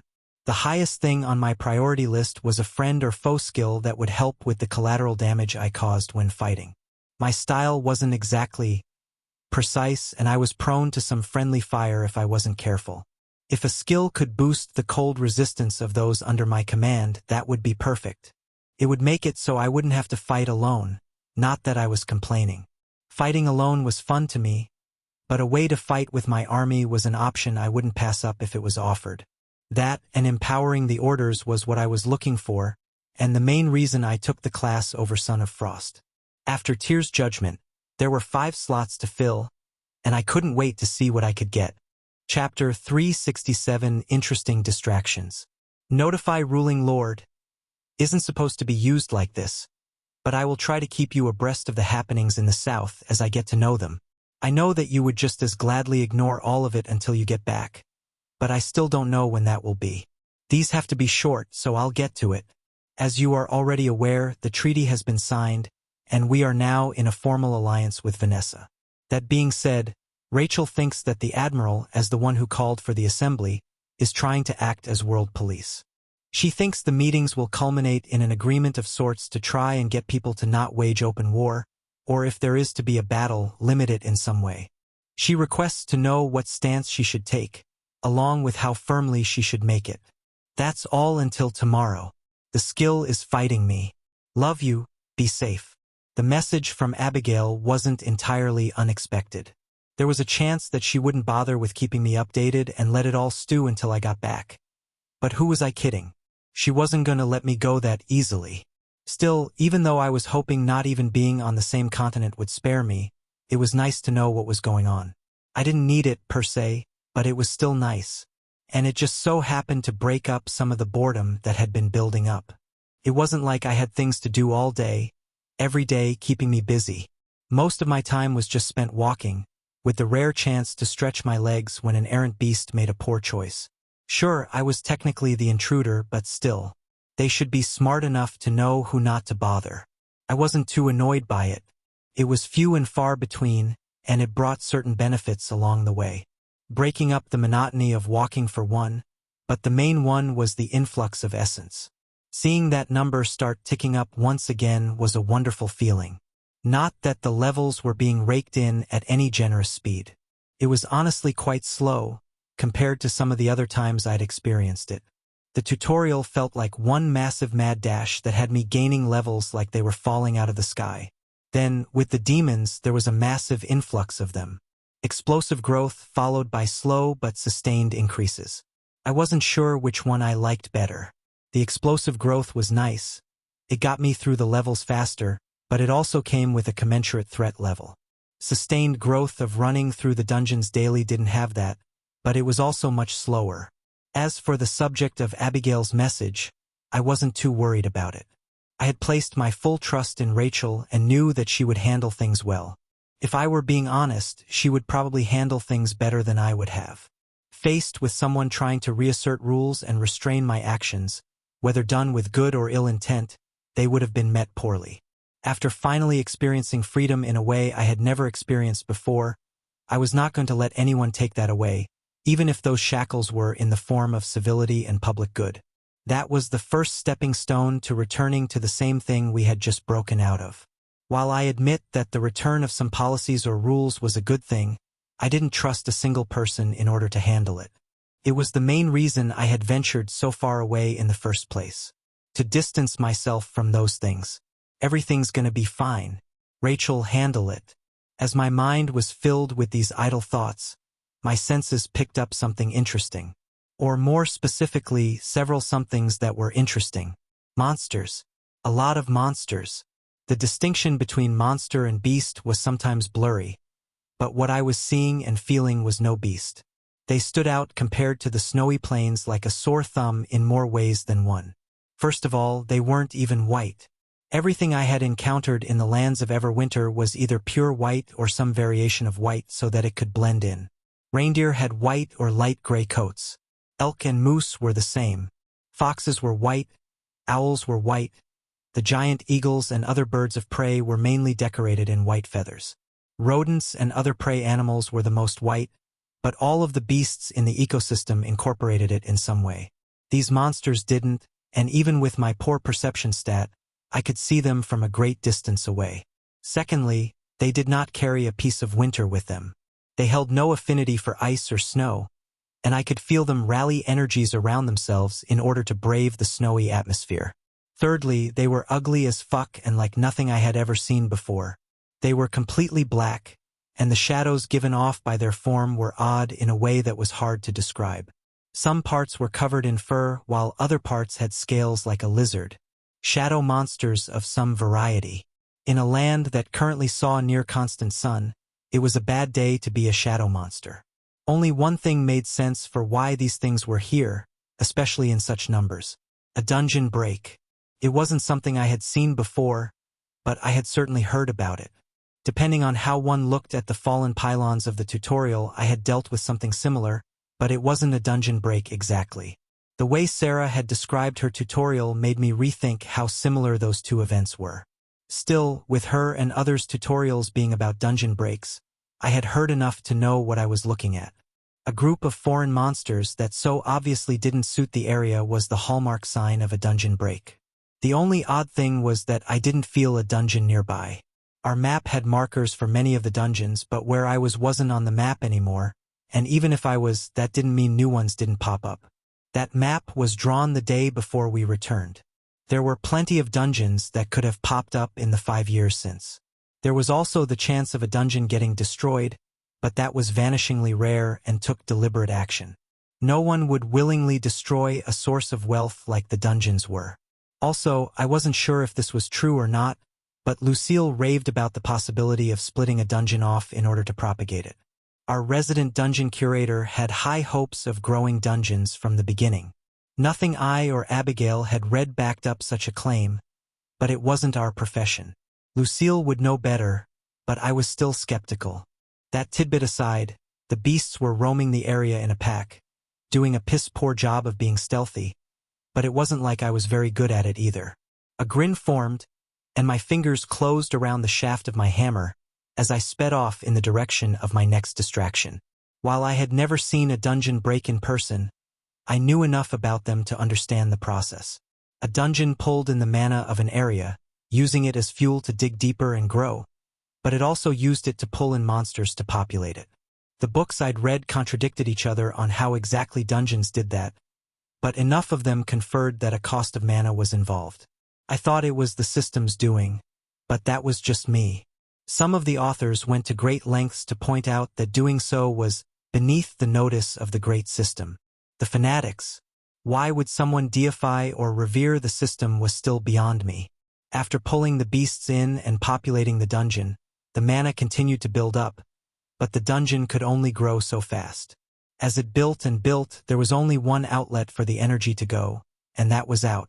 Dungeons that were routinely delved didn't have to worry about breaking, as the mana never built up to critical levels, but dungeons out in the far reaches of the wilderness with no one to delve them, that only left one option: spewing its former denizens into the wild, making room for new ones to spend its mana on. In that line, the deeper the dungeon, the stronger the monsters, and the more it costs to populate the floors. The lowest floor of the dungeon was the maximum threat a dungeon break could pose. I wasn't sure how many floors this dungeon had, as I had no idea when the break occurred. After the monsters were freed, it wasn't like they were static. They could grow and level just like everything else. That didn't much matter because they were of no threat to me. They were low D rank, but that was still a far way off from being deadly unless you had something else to back it up. These beasts didn't seem to have any powerful bloodlines or strong magics. Meteor blow. My hammer crashed down and took one out instantly. They had noticed my arrival, but the monsters didn't flee. Instead, the dozen or so had spread out to surround me like that would work. The now rare weapon skill was more than enough to take one of the beasts out, even though it was a few levels above me. After the first fell, the others took the chance to attack, thinking I was vulnerable. Their fangs and claws landed on my flesh and did nothing. I didn't even form my ice armor and instead let the attacks land. Ha! Weaklings! I laughed. For a moment, I was ready to use Jotun's resistance to bolster my defense just in case they pulled out some hidden strength, but it was entirely unneeded. My fortitude had been enough. I had over 2,000 points in the stat, and I was still getting used to what I could and couldn't tank. There were a few new scars lining my skin from misjudgments, but I was getting a better feel for things as time went on. The first polar bear I came across would be the true test, not these weakened shadow pups. They weren't dogs, but that was the closest resemblance to anything I knew, so it stuck. The area was so dominated by light being reflected off the thick layer of snow that they were struggling just to withstand it. Tundra's descent. I saw that teetering balance and placed my hand firmly on the scale and pushed. The skill had devolved to rare, but it still held the power it once did. It just couldn't be called an epic skill anymore for my grade. The chill deepened, and I pressed it harder with my law. I saw the gathered beast shivering, and I couldn't help but grin. Ice rose up from the ground with ice manipulation, entrapping those too slow to dodge, and even though what came next was a bit sinister, I couldn't help but smile in anticipation. The ones trapped, encased with ice, could only stand there in a whimper. Shatter, a skill that had been with me for a while, and one that was endlessly fun to use. It didn't pack the same punch it once had, but it was more than enough for these stray monsters. That was when the few survivors turned to flee. While their first instinct was to fight, and they would do so 99 times out of 100, that didn't mean monsters never fled. When faced with someone so far above them, it was the instinct of every living being to survive. Seeing that, my smile dimmed.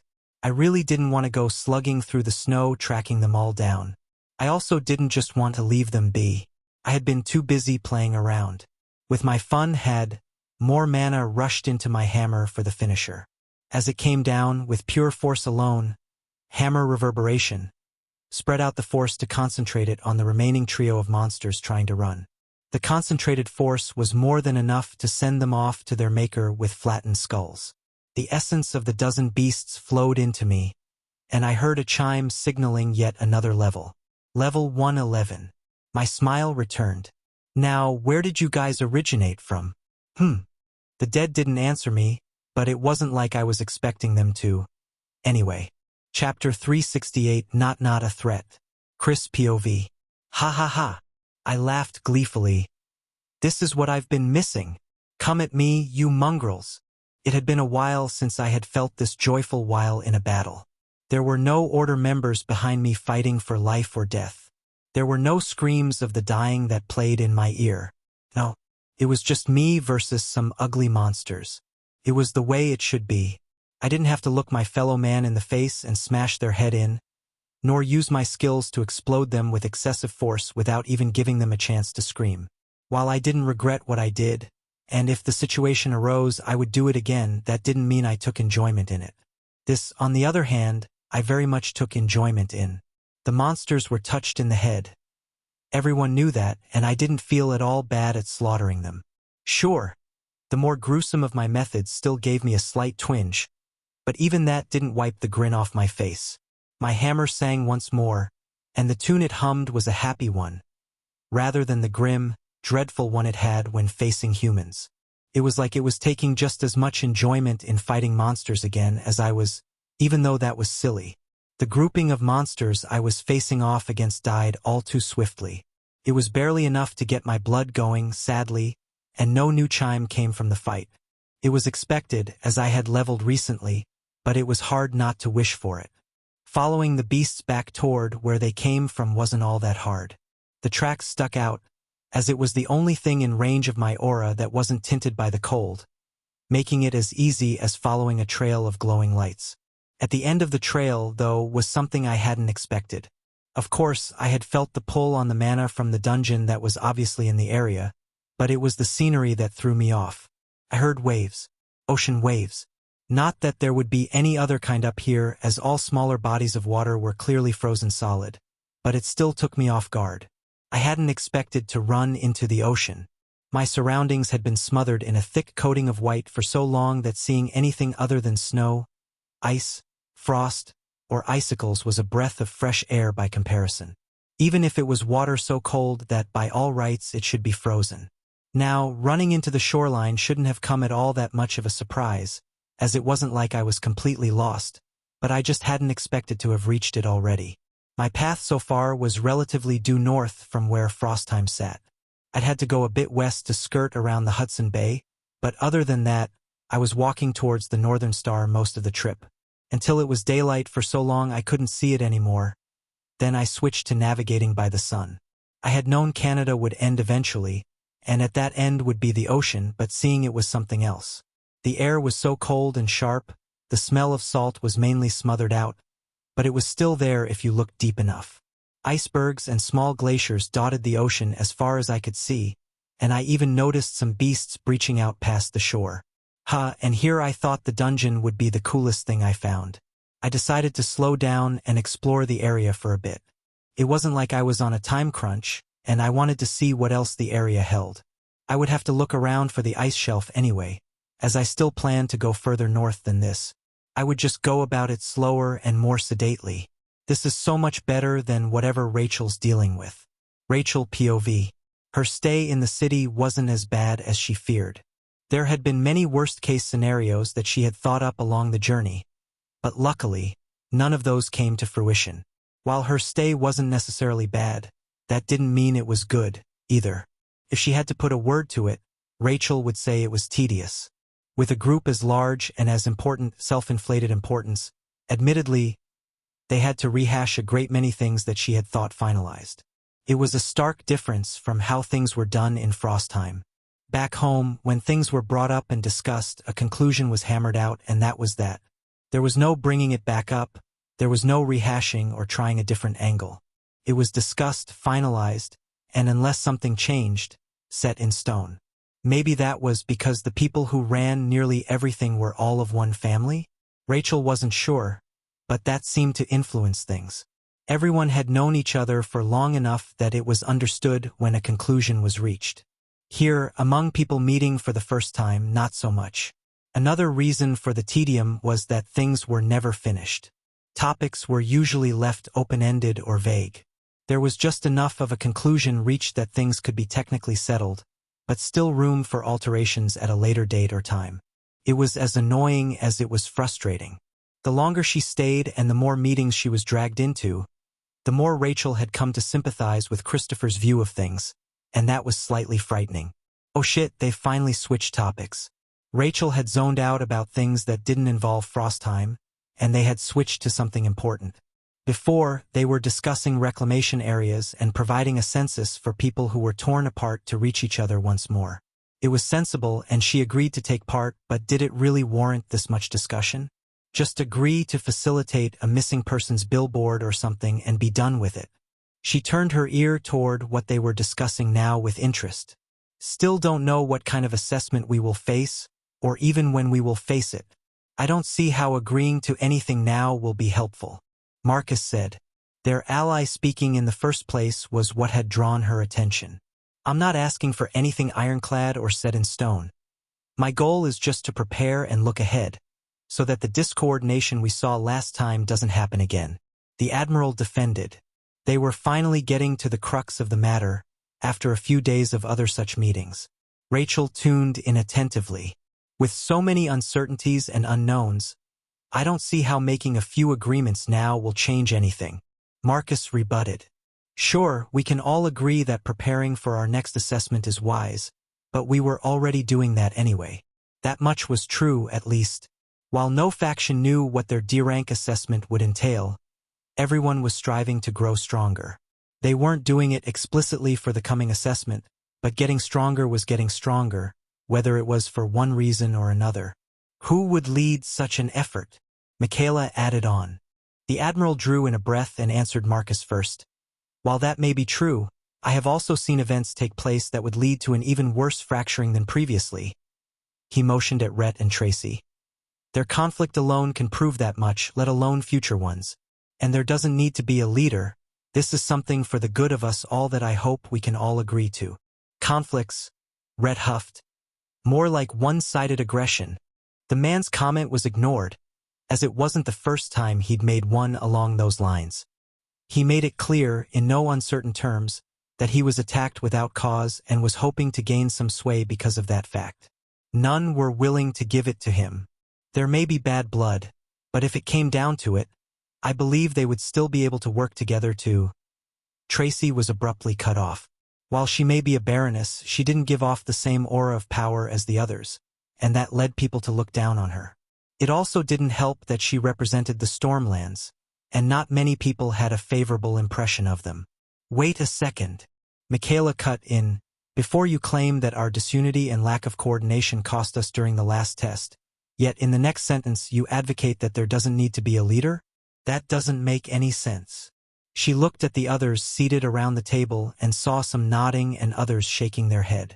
It was those who did neither that she took interest in.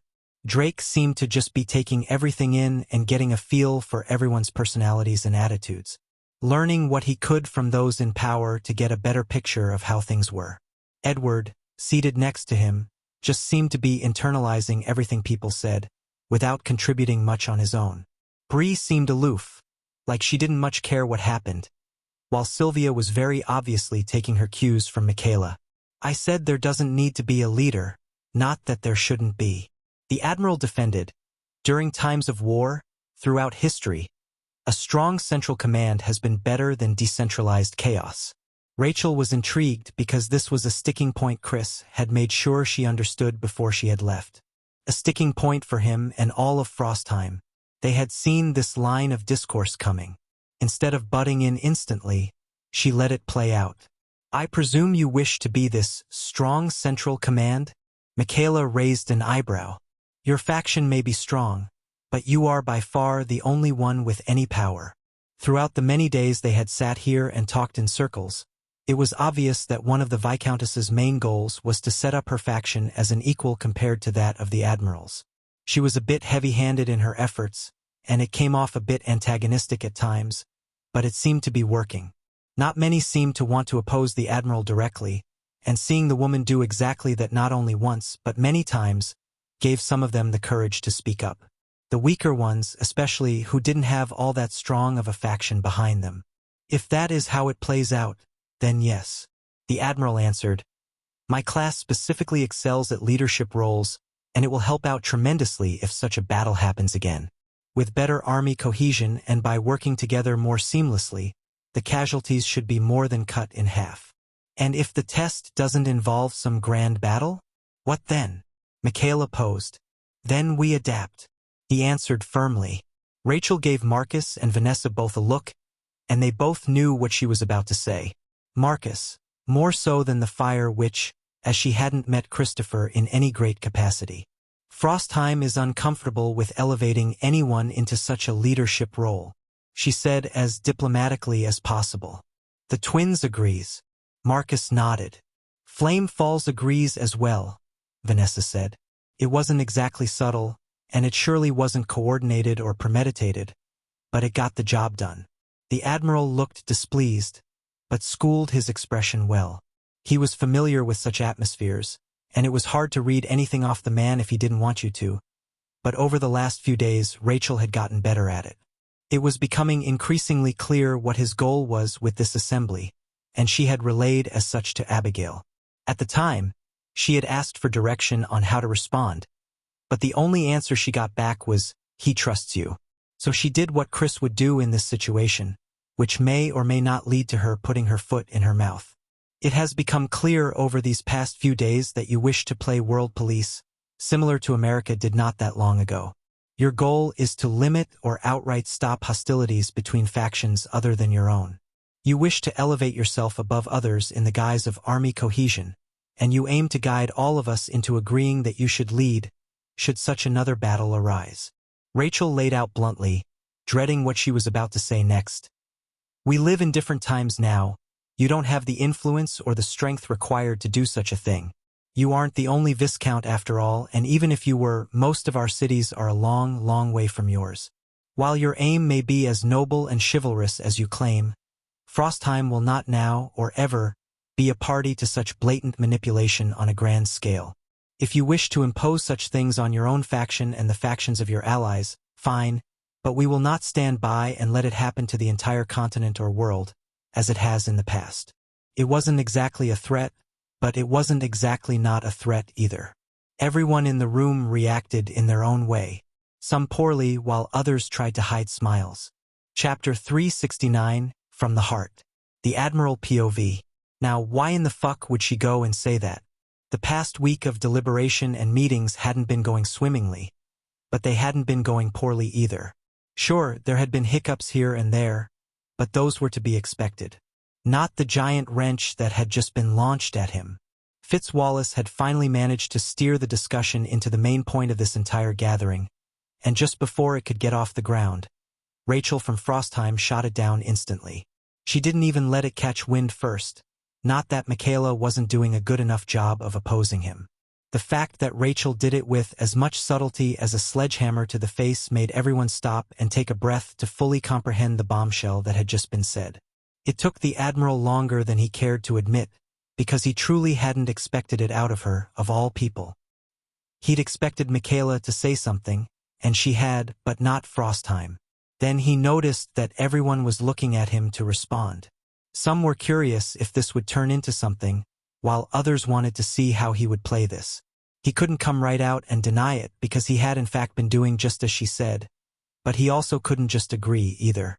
The few seconds after the woman spoke were probably the longest period of time that was spent in silence since the meeting had begun. Seeing how she went for brutal honesty, he would go for the same. It is not that I wish to play world police, or force rules or my leadership upon anyone. The Admiral began stiffly. If this were a perfect world, I wouldn't have to do any of that. I could sit back and allow things to play out as they may, with the belief that things will get done, and I don't have to be the one to do them. But we don't live in a perfect world. I see the squabbles taking place already, the various leaders positioning themselves for specific resources, or to place themselves in a position to grow, and I'm not saying that's a bad thing. I just can't forget that not that long ago I watched thousands of people die. I watched friends, soldiers, people who were civilians not that long ago all go to battle, and less than half make it out in one piece. It is not that I wish to lead, it is that I fear what might come next if I do not. The Admiral wasn't done, as it brought up points that he'd wished to share but didn't, as it wasn't the time or place. It wasn't even the first time such a mass casualty event has occurred, either, is what gets me. He continued heavily. Under half the people who got whisked away to God knows where didn't come back, and then it happened again when those abominations came spilling out of the obelisk. I've seen demons summoned firsthand and witnessed the havoc they can wreak.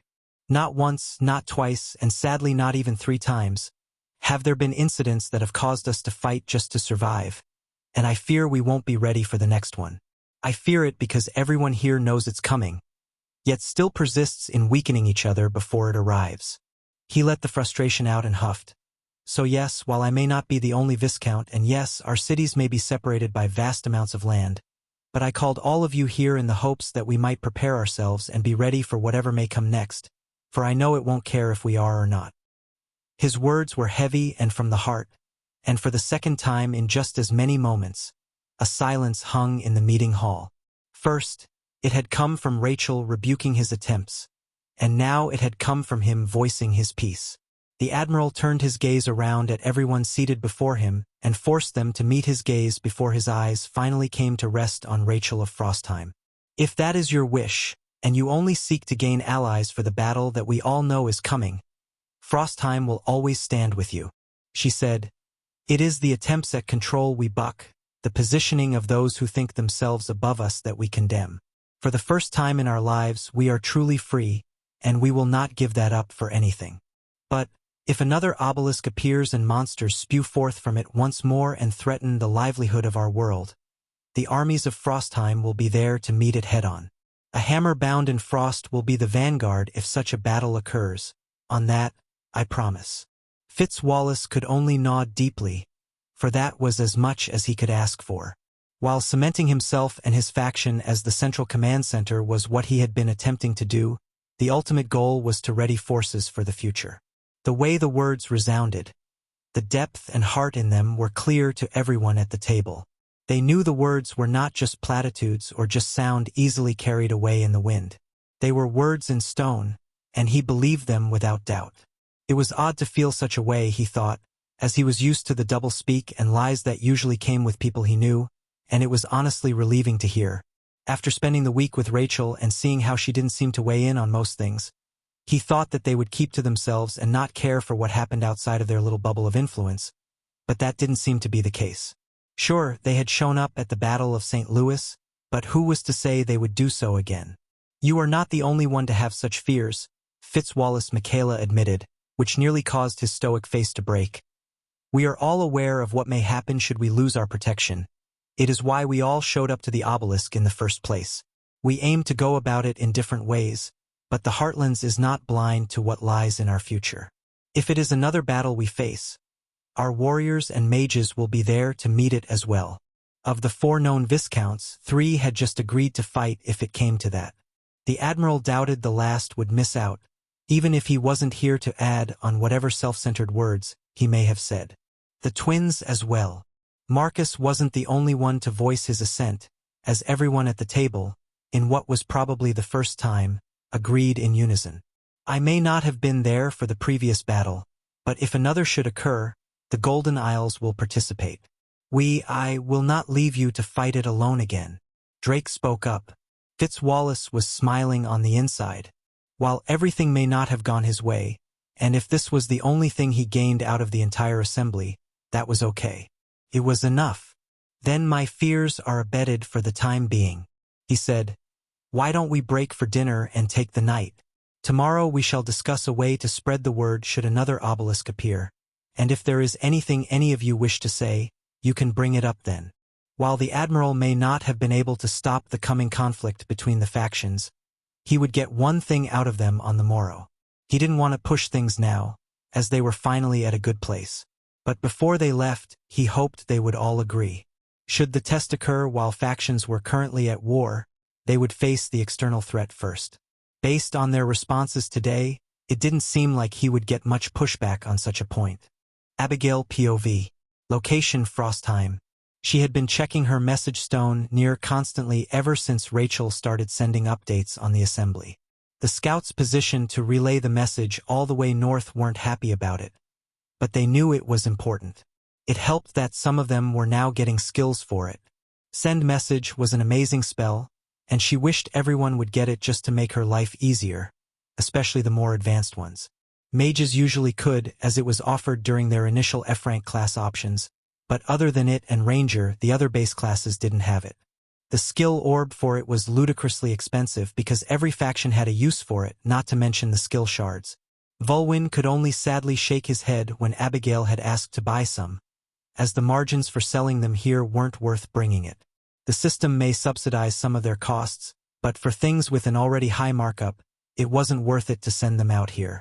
It didn't help that the skill didn't drop all that often from dungeons either. From the 3 Frostheim the skill had dropped less than 5 times. Power Strike and Power Shot were the most common by far, with the Elemental Mage Bolts being next. Ice Bolt, Fire Bolt, Earth Bolt, and the like. The floors cleared most often were still those below D rank, which led to the weaker, common skills dropping more often. You also had to consider that the data was skewed from the beginning as well. Anyone who received a higher grade skill would use it, rather than sell it, which made it so they couldn't get an accurate number on how many had dropped. Now that the delvers had gotten the common grade skills and had used them already, they were starting to show up on the market more and more frequently. The skills had already saturated the market for those gathering them and had finally reached far enough to be purchased, rather than instantly used. Lucille said that she had no way of influencing what was dropped in any way or form, which was a bit disappointing but understandable. If a curator could dictate what was received as dungeon rewards, they would be the most valuable profession out there. The stone buzzed, and she instantly sent mana into it. Talks are wrapping up, and tomorrow looks like to be the last day of the assembly. With your advice, I made sure our position was known in a way Chris would be proud of. It led in a direction I didn't expect at first, but I feel it worked out in the end. I don't anticipate tomorrow bringing anything new or substantial, so the outcome won't change by much, if at all. That being said, we walk away from this assembly with the unified decision that if or when another obelisk is found, we shall face it together. If the test manifests in some other way, we have a communication network in place so that word will spread. While there were other details discussed along those lines, those two were the biggest. I will send a detailed letter back with Eric, which will have all of the details I don't want to say over the stone. What I will say, though, is that Chris will be happy whenever he comes back from gallivanting in the snow. I managed to find him a supply of coffee. Surprisingly, the Golden Isles managed to produce it even though it didn't naturally grow there before. Chapter 370 First Flakes. Chris POV. Further updates continued to come in on what Rachel was doing in the south, but I mainly tuned those out. It wasn't that I didn't care about them. I most certainly did, but it was that I could focus on those things later. Even though the implications of what was going on down there were high, along with what they would lead to in the future, all of that wasn't my immediate concern.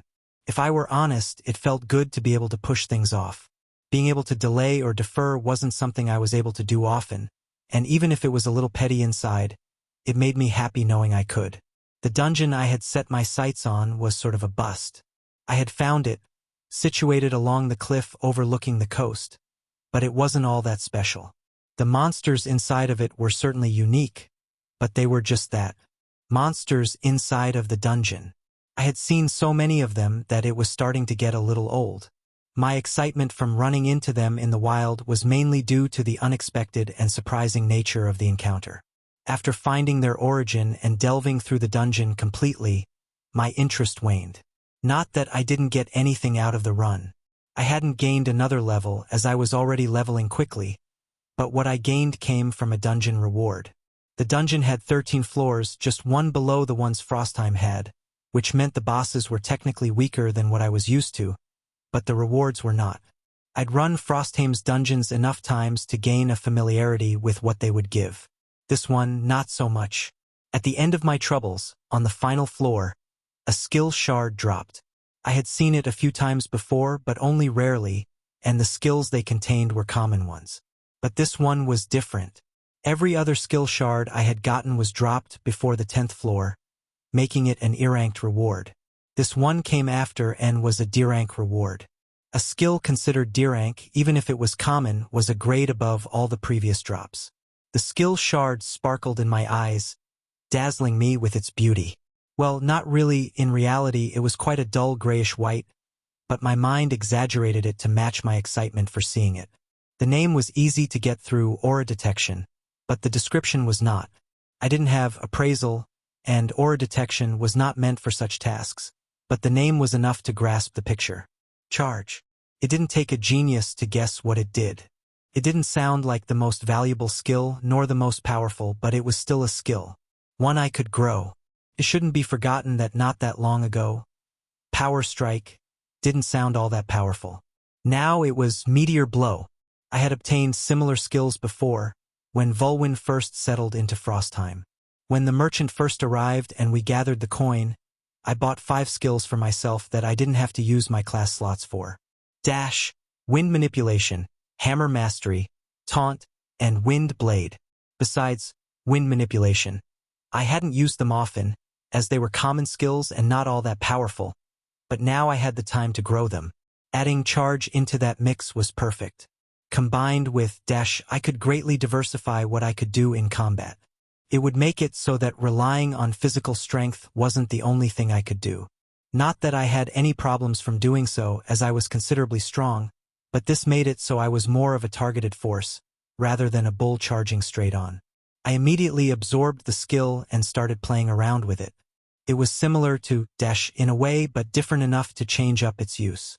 Dash was a short speed boost while going in a specific direction, while charge was an entire momentum boost while moving forward. Dash was more versatile and could be used in any direction, including backward, but it only boosted speed. Charge could only be used in one direction but enhanced speed and force. It wasn't life-changing, but it was a nice pickup. Unexpected, too, as skill shards didn't drop all that often. It was surprising that one run of this dungeon had dropped one, but I figured it was mainly luck. It being full to bursting with mana may have helped, but I wasn't all that knowledgeable in those matters. Instead of dwelling on it, I took it with a smile and moved on from the dungeon. While tracking it down and running it had distracted me, running it repeatedly wasn't my goal. Moving on from the dungeon had me following the coast, looking for a way to cross, and it wasn't long before I found one. Glaciers dotted the ocean in clusters, but none were large enough to be a land bridge of sorts. It took a few days, but I eventually found a way further north. During this time, the mana continually grew denser and more concentrated. The purity of the cold aspects rose, and all others started to fall away. The only other elements represented in any great value were wind and light. Everything else, even water, was getting choked out. Even the land underneath my feet didn't feel like earth mana anymore. As it was so tainted with ice mana, it felt like a combination, rather than a distinct mana type.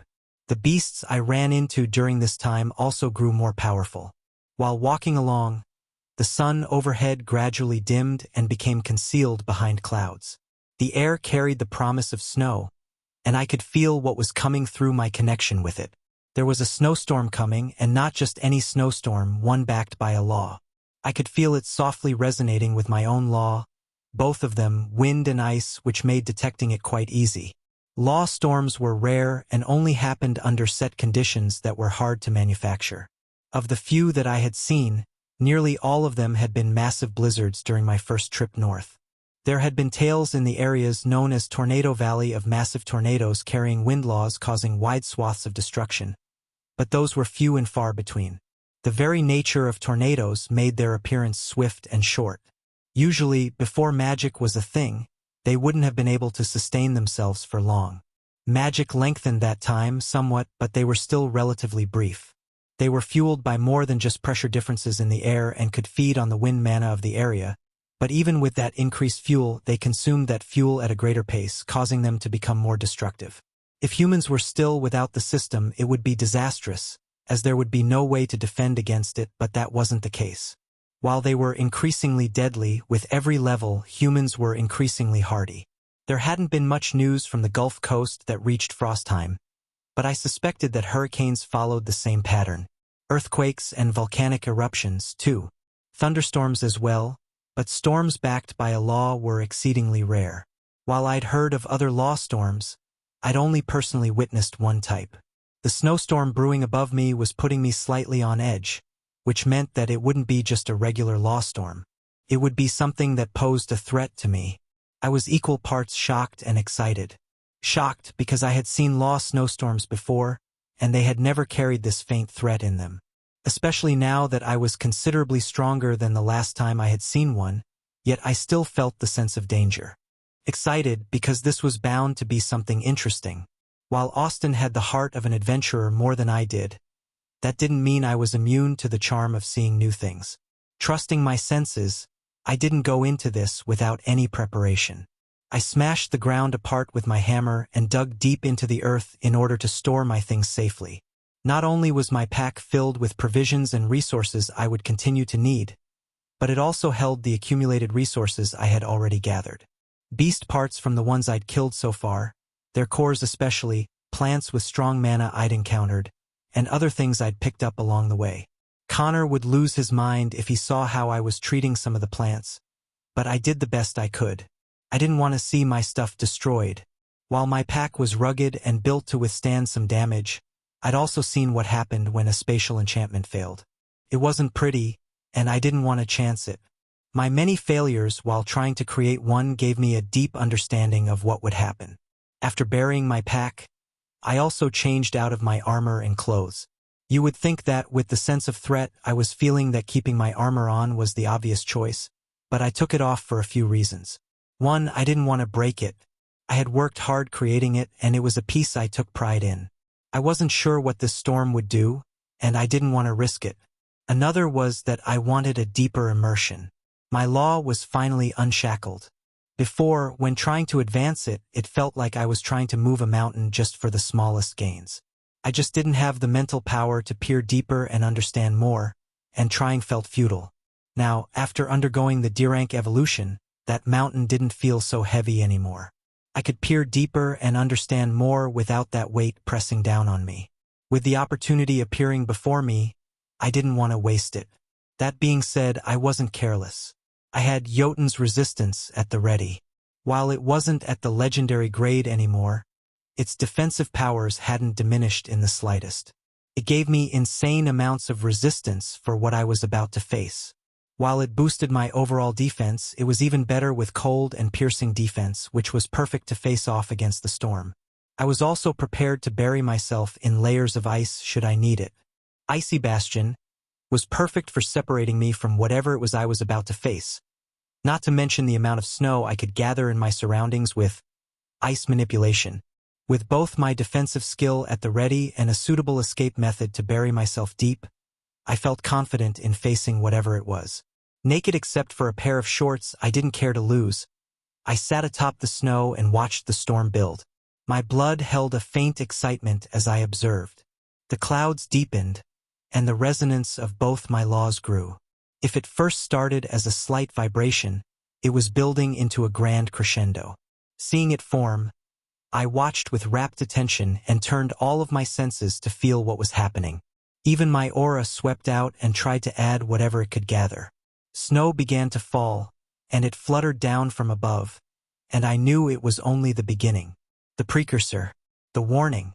Even though the storm behind it was still far away, building up, I could feel something inside me shifting already.